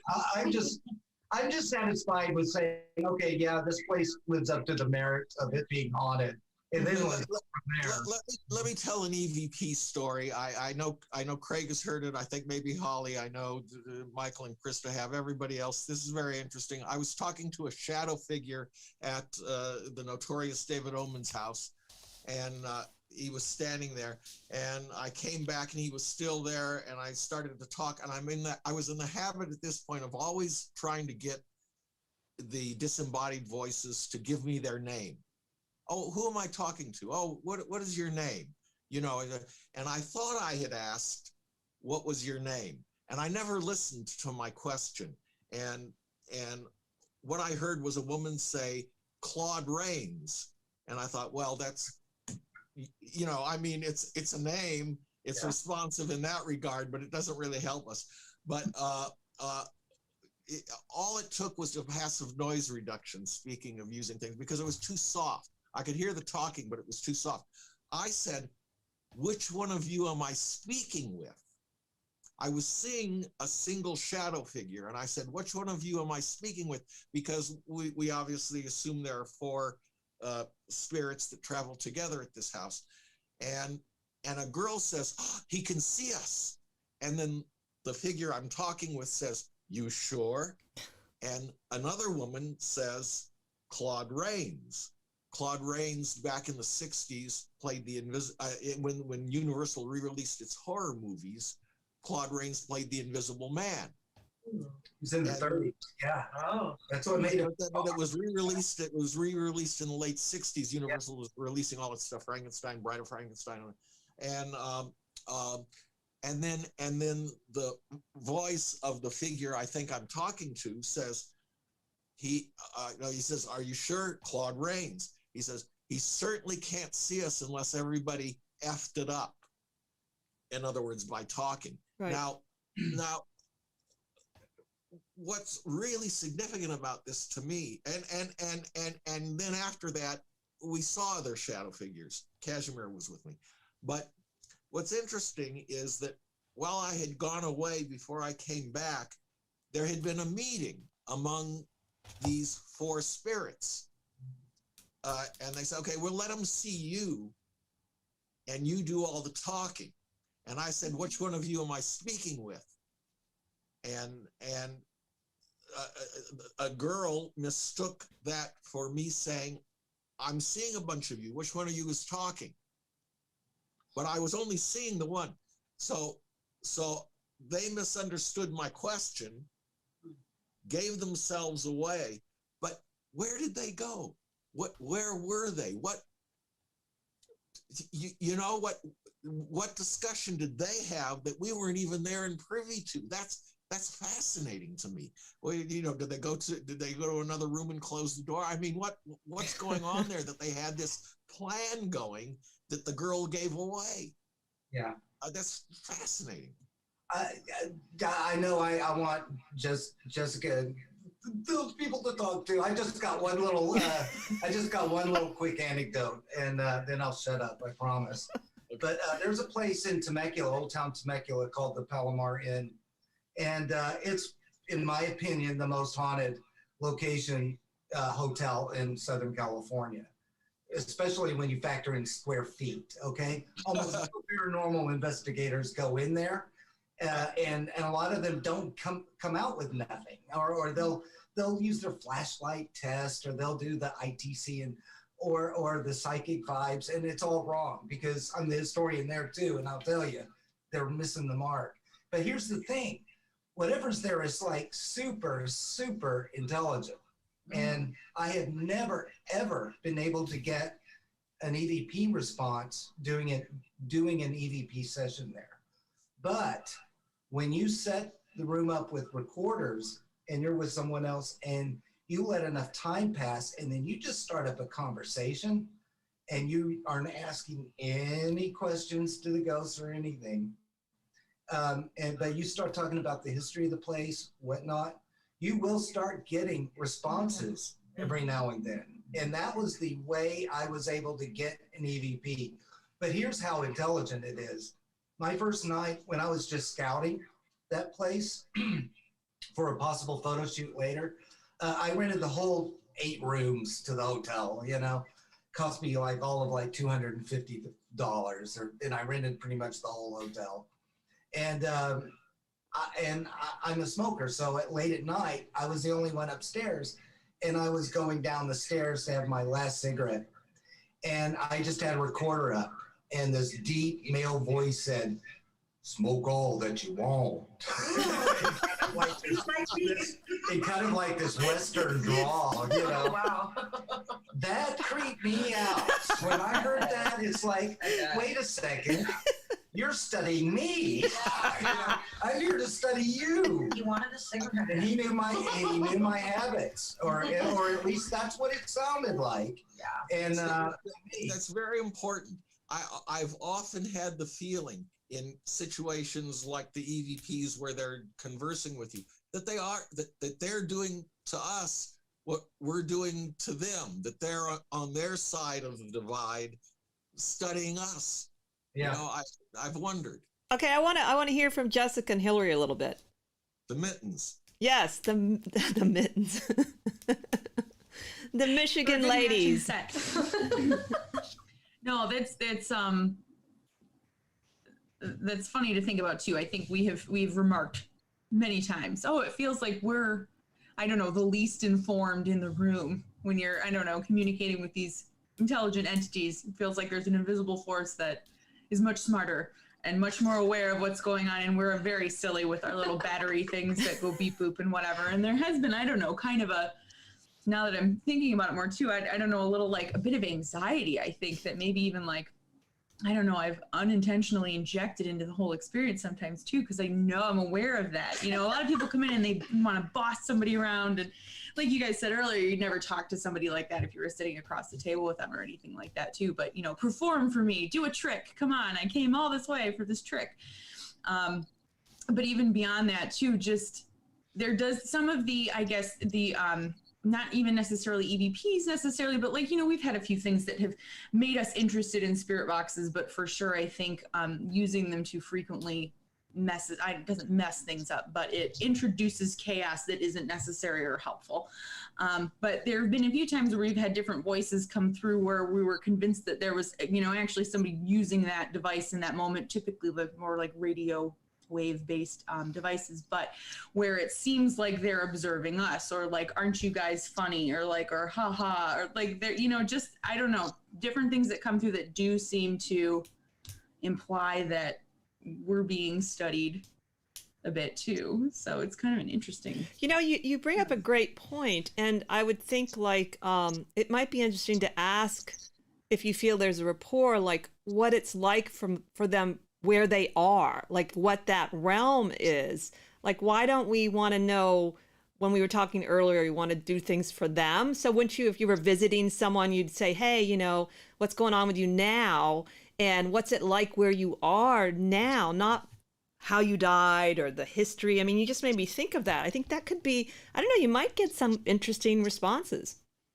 You know, there was one time, and this is kind of our, I don't know, one of our techniques early on, or at least something we like to experiment. There was a point where we sat down, it was for my birthday, and we like set up this whole, in my basement, this like tea party. And we were like, let's just set this up. Like, we'll put tea out, we'll have cups for people and chairs and whatever. And let's just set this up and just sit here and just see what happens. And so we spent like 2 hours asking different questions like that, hoping that that would kind of be the scenario that somebody would sit down and like tell us, like, where are you? What does it look like? What are you doing? What, help us? Like, this is confusing.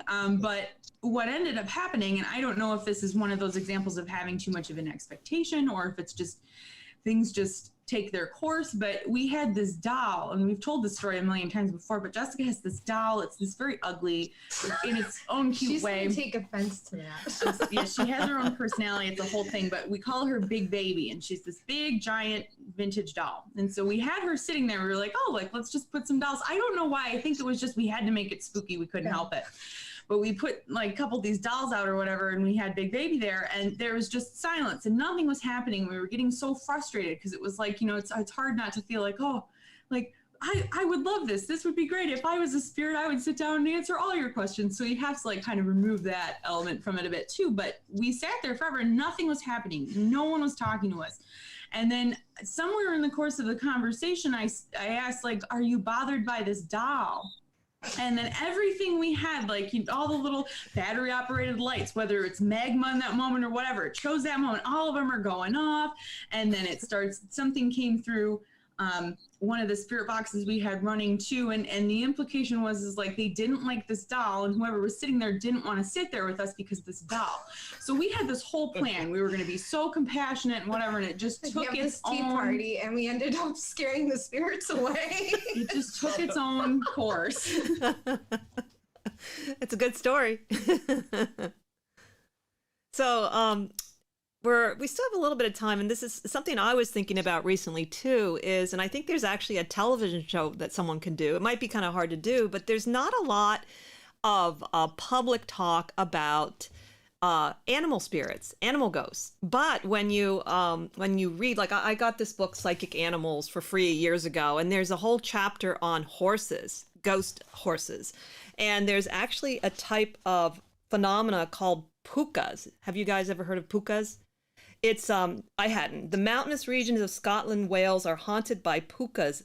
On the night of the new moon, these enormous gray horses rise out of the lakes and tarns and go galloping around the shores. And so that reminded me of like Lord of the Rings, you know? And there's a lot of legends with, of course, battle and horses, you know, when they, you know, dying and people seeing the whole battle. But once you start reading about animals, there's a lot of lore about ghost animals. And I'm very fascinated by that. And I'm, like I said, I think you could even do a TV show on it. It would take more work. I mean, because I think it's not as well known, and you have to really dig for the real stories and go into probably more of the indigenous cultures would have a lot of that, I feel, because they revered animals. But what are your thoughts and experiences about the idea of whether it's your personal, or I'd be also more interested in the impersonal, you know, just random possible animal spirits you could have run into? I once was taping a cat running down the stairs, again at the Omen house, and thought, oh, and there was nothing there when I got there. My 17-year-old cat died in my arms about less than a year ago. And I can still, at dinner time for him, or sometimes in the morning, hear him patter, and I swear I felt him jump up on the bed, but I don't know if that's an actual spirit or if that's me in my grief. You know, that's something that you can't tell. Well, I have friends and even Michael, you know, Michael sees things more than I do. And, you know, the reason I believe my husband is because he hates a lot of the New Age stuff. he thinks a lot of it's like baloney and people are just making up. There's fairies around my head. He's like, right, what kind of drugs are you on? And so we had a very special little black cat that died quite old, and he would see her spirit going back and forth where she would, like, you know, sleep in her little cat bed for some time. I never saw it. I would feel kind of her energy now and then, and I sort of trust my feelings, but I never saw it. And I've had friends tell me they've seen the indentation of their dog on their bed for a while, or and there's actually a lot of stories once you start that are a lot more interesting than that, but it's just not as well known as, like, you know, people stories. And is there an element of psychokinesis? Is that an actual thing? What do you mean by that specifically? Well, I mean the indentation of the dog. I miss my little boy so much. Did I make his toy? Did I do I have some kinetic ability that I made his toy roll? It wasn't a ghost. I mean, I don't know the answer here. I don't know what we can do and not do just with our minds. Well, you could argue that's true with people too. Like if it's someone, if you're a Buddhist, you can say everything is mind, but that doesn't make it not real on a relative level. So, once you get into that whole philosophical dimension, then everything's a dream and everything's an illusion, and then it gets really hard to tell what is real and if what this reality here right now, we could be dreaming it. This could all be a dream. Maybe we're all spirits dreaming it. I brought that up with so little time left. Oh, we got time. Let's go for it. No, I don't have any. Someone else talk, please. All right. Well, I'm not going to. I'm thinking about my cat. Please talk, Craig. Yeah. Well, my problem with ghost animals, and this is just my opinion. There's going to be plenty of people that are going to view that are absolutely convinced that dogs, cats, and horses have, souls. And who am I to judge? So let me just put that out there. But I will say this, you don't hear people talking about seeing the ghost of their long lost hamster, gourami, iguana, tarantula. So where does the line end and start with which animals have souls, which of them don't? This kind of goes into, I think, something a little bit what Jeff touched upon, and what I have said in the past, and it's my theory of residual versus intelligent. And it's very different than what you learn on the television shows. And my opinion is that residual is a manifestation from an intelligent energy. It's the ability to project a thought, a person, a memory. So usually when you're in a haunted place and you see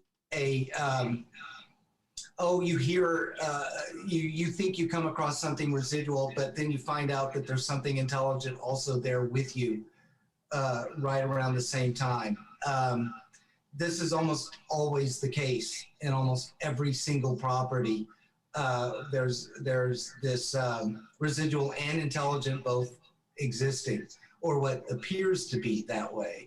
And I just don't think that they're living on separate planes and doing their own separate thing, and that it's all just electromagnetic energy and different dimensional stuff. I think when you try to explain that, you start opening up so many different rabbit holes that you have to try to explain how that's possible. It's much easier to just cut to the chase. Maybe there is a connection. So a spirit animal could very well be a projection from a past pet owner that misses their cat, misses their dog, some kind of connection. I do believe that people do encounter ghost animals. One of the most compelling pictures that I've ever seen was by a guy named Matt Schultz, who for years ran the Queen Mary private investigations.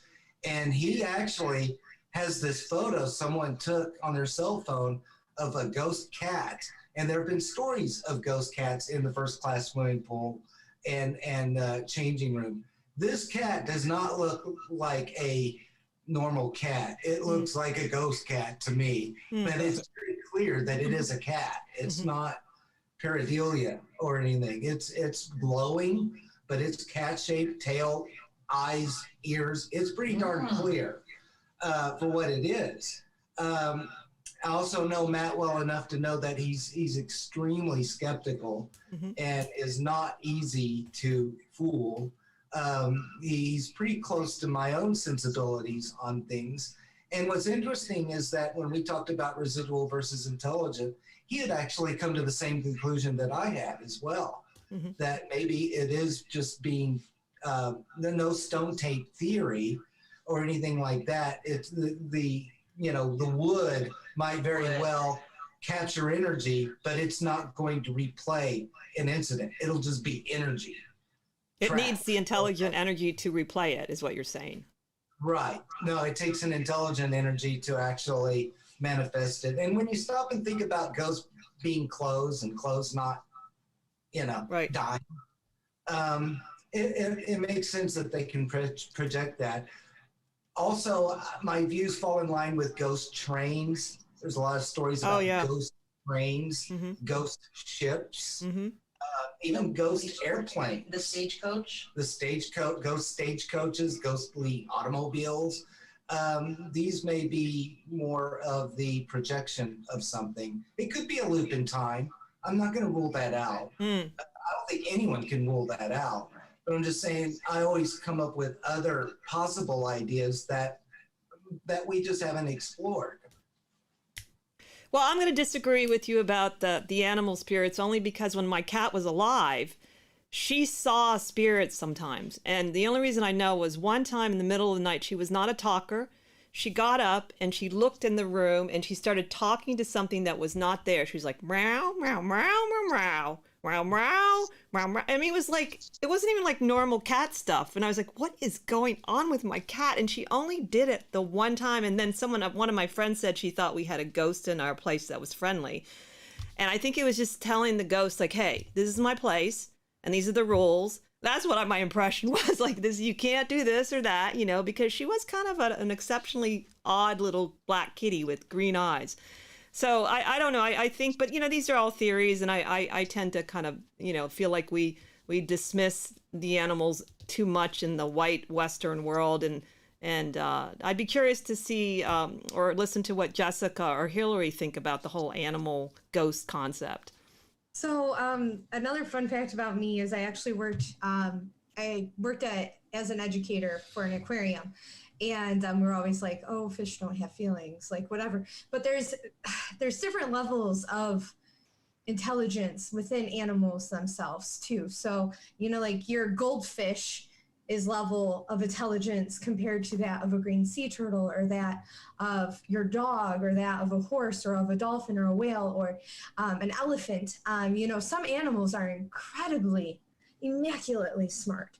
So in my personal opinion, with my animal background, to the extent that it was working at an aquarium, is that some animals are just smarter than others. So, that would kind of be why, we're not going to have, a ghost hamster, like you said, like that's so funny, but like dogs are incredible. And I see my dog do incredible things every day. And horses are so intelligent. So in my opinion, I would say and birds would fall in that category too, that they could have a higher chance of coming back as a ghost just because they are evolutionarily more advanced than somebody's goldfish or a mouse or something.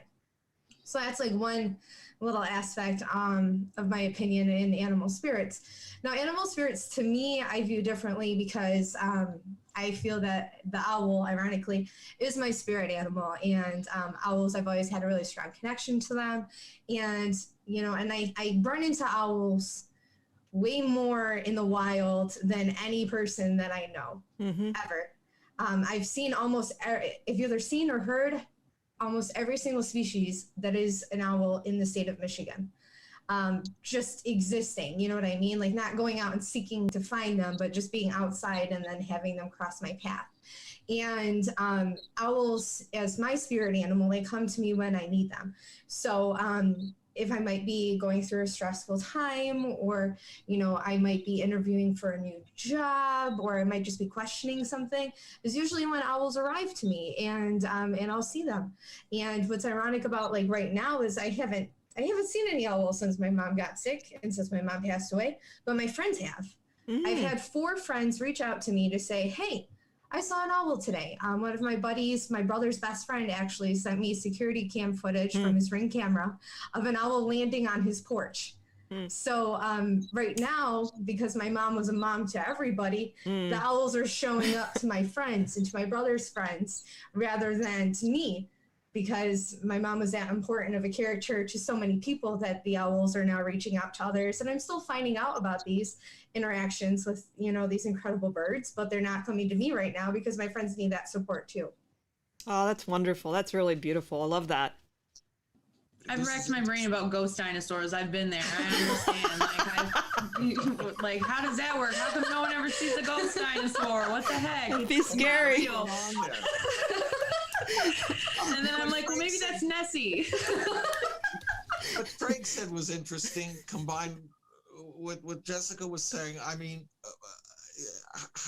how much of the appearance of the owls is a manifestation of your intelligence calling upon something in the owl kingdom? I don't know. You know, the owls are drawn to you in a way because you're imbuing them with energy, focus. I don't know what I'm talking about. Well, no, there's a whole nother section of paranormal thought that has to deal with signs from the universe and stuff like that, signs from, you know, and if you associate in your mind that owls are special, then that's how you will get your messages through owl sightings. It's a whole discussion of that. And as far as, and Krista probably knows 10 times more than what I just barely mentioned. But in response to Krista, absolutely certain animals are absolutely sensitive to things that we cannot perceive.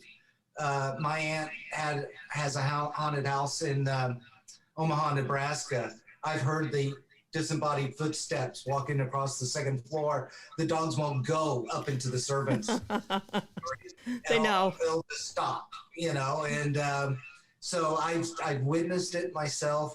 I'm, like I said earlier, I'm not here to judge whether whether animals have souls or not, or spirits that pass off. All I'm just trying to say is that there may be other ideas worth thinking about. That's all. Sure, and I think that's true of all of it. Yeah, I would love to see a goat passing on and then understanding how to manipulate the particles in a tape and learning how to speak other languages and understanding English. Well, they're part of the yoga classes now, so I don't know. They could be evolving the goats. That's right. I guess that's what I'm saying. My cat was a watch cat. When someone would appear on the front lawn that didn't belong there, and he sought out the window, he'd come and get me, and I'd follow him, and he'd show me, is this all right? When I was extremely haunted prior to my mother's death, he would often. I've never heard him growl before, but he would get down and see something. You're right. They perceive something. Maybe it's just energy. I mean, how could we know? But they do have perceptions, and they do. If you're living with an animal for 17 years, they do get a good read on you.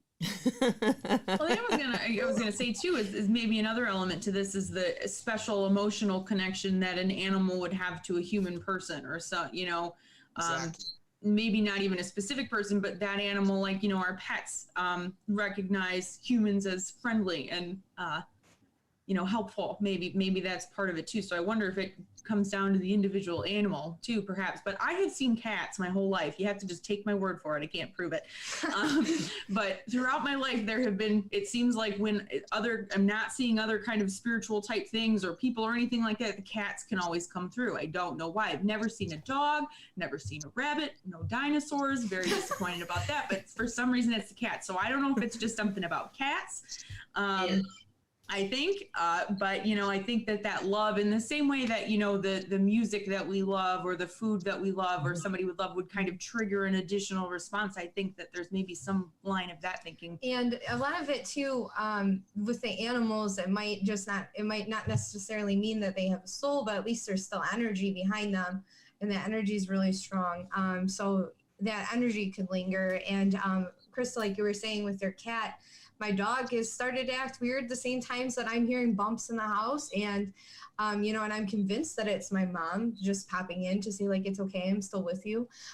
My dog and my mom were exceptionally close. My dog is like falling into a puppy depression, to put it lightly, in regards to how sad that she is that my mom's not here. But my dog is terrified because this is all new to her. She's never experienced these things. She's never heard these noises before. She's never felt these things or see what she's seeing. And she is scared, and she's afraid of certain areas of the house, certain time of the night where conveniently it's, you know, the 2 o'clock, 1:30, you know, late when my mom would be up. And And she's interacting and she's experiencing these things, but she hasn't quite realized yet that it's my mom and that it's nothing to be afraid of. So it's really interesting to watch her kind of go through her changes and her abilities as a dog. But I mean, even dogs, their senses are stronger than ours. Their sense of smell is absolutely top notch. So it's really fascinating. And I'm a full believer that animals can definitely pick up on things and are way more in tune than us, just because their senses are different, because we're different creatures. Right. Yeah, you don't have to turn to your dog and say, "Did you hear that?" Yeah. Hey, we just have 2 more minutes, Michael. Did we want to stream till 3:15 since we advertised that with the break? Sure, we can do that. Do you guys want to stream till 3:15? We'll have 15 more minutes. Yeah, we can do that. Okay, sounds good. So back to the I love the dinosaur thing too. So Holly, yes. Yeah, that's interesting. That's interesting. Why are there no ghost dinosaurs? You got me thinking. I've been thinking about that since you said it. I know. Holly had something, I think. So I don't know if you guys heard about this with the cat connection. The Egyptians, Cleopatra, they say they are the gatekeepers of the dark side. They are the ones that protect us. If you have a cat in your house, that is the one that will keep out any dark energies.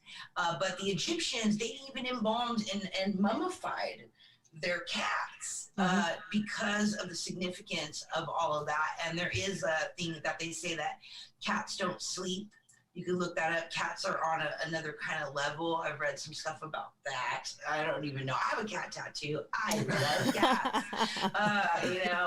But yeah, I believe in it. I believe that, they come in and out, or we love them so much. It could be our grief manifesting, that we miss them so much. We want to see them. Well, I have an interesting anecdote that I've never shared. It's not even in my book, but it has to do with the Alexandria Hotel. And now I do discuss in the book the lady in black, a Edwardian lady that's been seen roaming the upstairs halls at least since the 1950s. I think was the first oral started where the ghost stories started to be told. But this story was told to me by an employee of the hotel. No way of checking it out, but the story goes like this, happened to him, but he went down into the basement and there was the long sealed off room on one of the lower floors of the Alexandria, and they opened it up and they had to force it open because no lock. They just determined that it hadn't been open in 40, 50 years or so. And they opened it up, and as they were scanning around with a flashlight, it passed over some glowing eyes. And that reflected the flashlight. It turned out to be a black cat that was in the room, and it ran and darted out. Now, they sensed, they were freaked out, of course, the security and the other guy. And so they looked and cleaned out the room, supposedly. They found absolutely no way where this cat could have been in there or should have been there, because this had been a long sealed up room. Now, this story has somehow evolved with the lady in Edwardian clothing in black. Because now the story I heard is that the lady in black is a shapeshifter, and that this black cat is the lady in black. And I go, well, has anyone seen the cat transform into the lady in black? And I don't believe there were any eyewitness accounts of that. Yeah. But it's amazing how some of these stories merge and become something else. And so now, this is not for a 15-minute discussion on shapeshifters, but there are going to be some people out there watching that are going, oh, you didn't mention the shapeshifter animals. And the animals from other dimensions and other planets that, are that elementals or whatever they're called. So I'm just giving a shout out to them. But as far as that's an interesting story about, take it for what it is, but a cat that was that's wild that isn't there any longer. But a lot of places, for some reason, ghost cats seem to be the most common, more than dogs. It's like cats. Yeah. More, I was just thinking that the cats are very prominent in all of these stories and in all lore. I wonder what that means. Well, I think it goes back to what Holly was saying, possibly too, the whole Egyptian angle of the black, especially the black cat. So, you know, to me, black cats, having had different cats, they seem a little different. They seem more awake or aware on a psychic level. And that's just from owning. I've had and I loved all my cats when I had them as a little girl. But the one black cat we had, she came to us. Michael one day woke up and said, we got to go to the animal shelter. It was a full moon. And I always notice those things. And we found her there. And I don't even know why Michael decided we needed a cat. And once we got her, we were living in this room in this place with this crazy guy. And we first came to Venice in the Lincoln Place apartments because we were so broke. And once we got her, our life got better. And so we just kind of noticed, we found a really nice little apartment we could afford. And then when she passed, and she was in her 20s, we didn't know how old she was until she was close to death. And the vet said she was probably 23. And we were like, what? And she actually kind of told us she was going to die. I don't know how I can explain it, but I just kind of knew that she was going to die. And then when she died on a full moon. And she was just, I mean, I never had a cat like that ever. She was just really kind of special. So there is something about cats, but I think particularly black cats for some reason. We have one of our viewers, Smartmouth Basshole, that wants to know if any of you have seen the show on Skinwalker Ranch and what your thoughts are about that, if anyone has any. I'm sorry that Kashmir isn't here. She's an expert on Skinwalker Ranch. She's done a lot of research on that. Once again, she's under the weather today, but I don't know. I don't know why I shouldn't have said anything. I know somebody who knows about it. Respond in some kind of message later, when on she's YouTube, feeling better. You think? I've seen that show a couple of times. It's just I've never gone out of my way to watch it. But when it's on, I'm not going to change the channel, if that makes sense. So it's been interesting. I don't know the dynamics well enough to thoroughly talk about it, but there's not much, I'm going to be honest, there's not much television that I am going to leave on if the TV is on.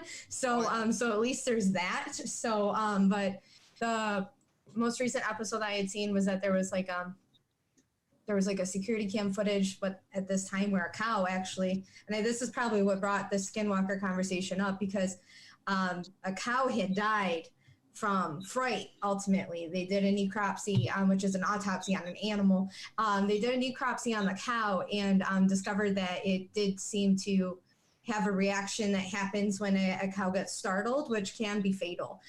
So the cow had died from fright, and they did catch a video of it looked like a black orb or a UFO or something in the sky, kind of in that same general area around the time that the cow had passed away.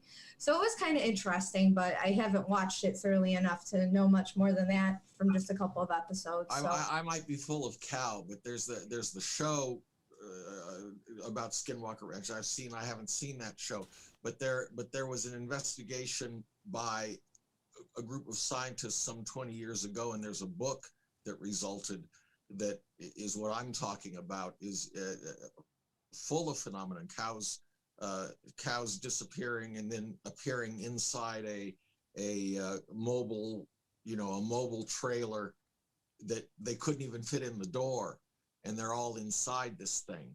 It was blocked from the public for many years. If we're talking about the same thing, I might be full of cow. I don't know.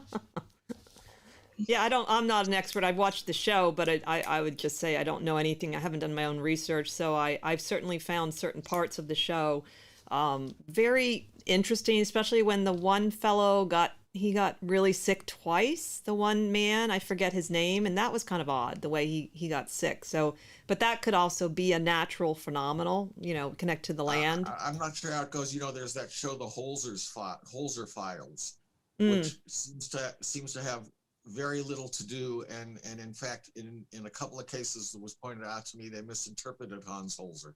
So I don't know about the show versus the reality, and I was talking about the actual Skinwalker Ranch scientific research group got there and then they left. But there seems to be something going on there. The show I really miss a lot is Finding Bigfoot, and I love that show.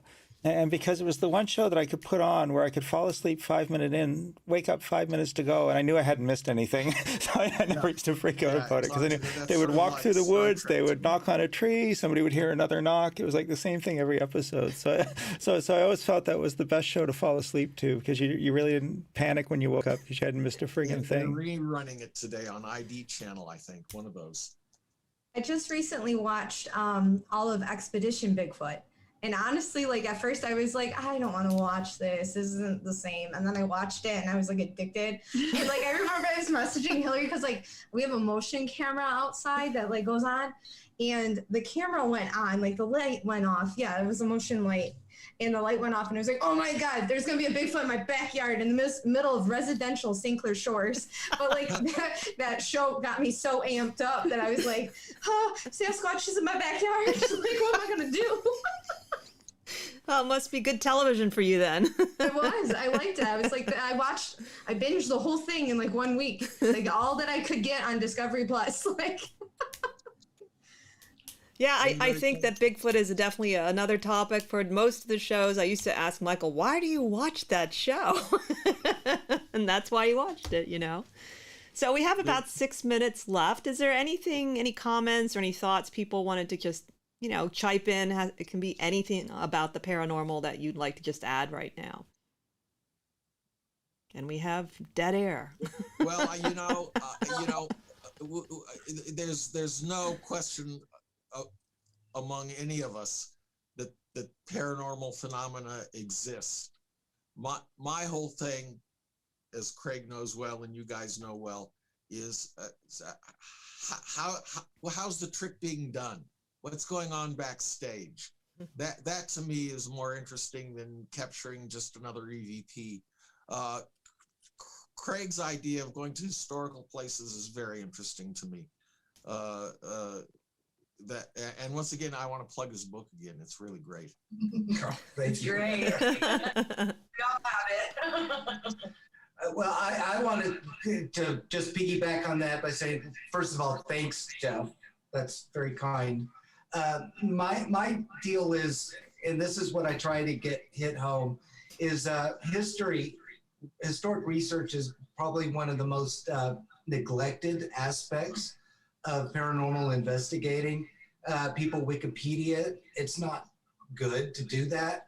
In fact, after the Cecil Hotel stuff went viral a few months ago, I got so fed up. As one of the historians of the Cecil, I actually went on Wikipedia and changed some of the stuff that kept getting falsely over and over again. No Black Dahlia connection whatsoever to the Cecil. I corrected that.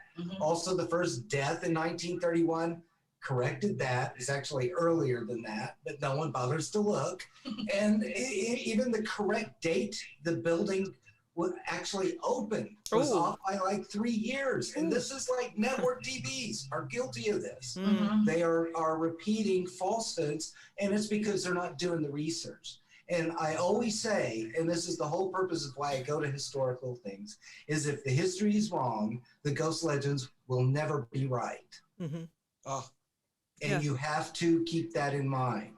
I have seen ghost hunters take bouquets of flowers to a haunted hotel to make an offering to a ghost that I've been able to prove never existed.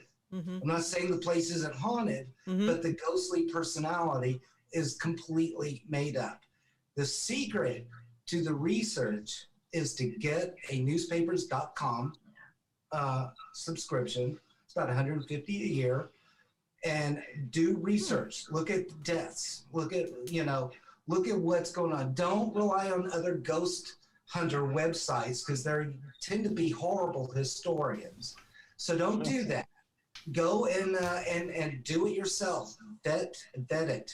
I guarantee you.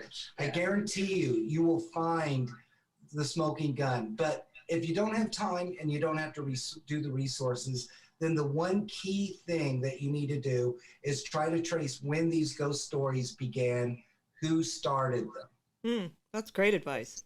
And then check into their backgrounds, and you can do that through Genealogy Bank. You can look them up and see what they said about other locations, and you can make a really good determination whether or not this was made up by someone credible or not credible. Okay, that's my best advice. I think that's great advice, and I think sometimes the stories are even more interesting, the real stories. The truth is always more interesting. For instance, I'm doing historical research on the Barclay Hotel, another hotel downtown LA, Skid Row. So you go to the Cecil and everyone talks about the 2 serial killers that lived there, and like, you know, Richard Ramirez, and it's like, this is an evil place. It isn't any different than some of these other places. There was actually in the Barclay in 1944. A serial killer moved in there, and that serial killer actually murdered and disemboweled and cut the victim up and left her in the closet because he couldn't fit her in a suitcase. Oh. Now you tell me which is more grisly and gruesome and evil. Oh my God. A serial killer killing in the actual property, or just some guy that Takes off his clothes in the takes back. off, there's not even proof that he did that. Yeah, there isn't. It's all speculation. Yeah. We don't even know how long Richard Ramirez was even at the Cecil. Wow, that's a kind of Stuff is creepy. just made up for sensational purposes. Right. But you actually have other buildings that have more deaths than the Cecil. And my favorite, and a television production company approached me. I won't say who, but they're going, so let's talk about the Cecil. And they're saying, is it true? We interviewed somebody that said that every single room had a death in it. Wow. And I said, that's 700 rooms. Well, we have run out of time now. Just think about it. So that's a good creepy way to end the show, I think. So I want to thank all of you, Holly and Craig and Jeff and Jessica and Hillary. Thank you so much. I think it was a lot of fun, and hopefully we'll do it again.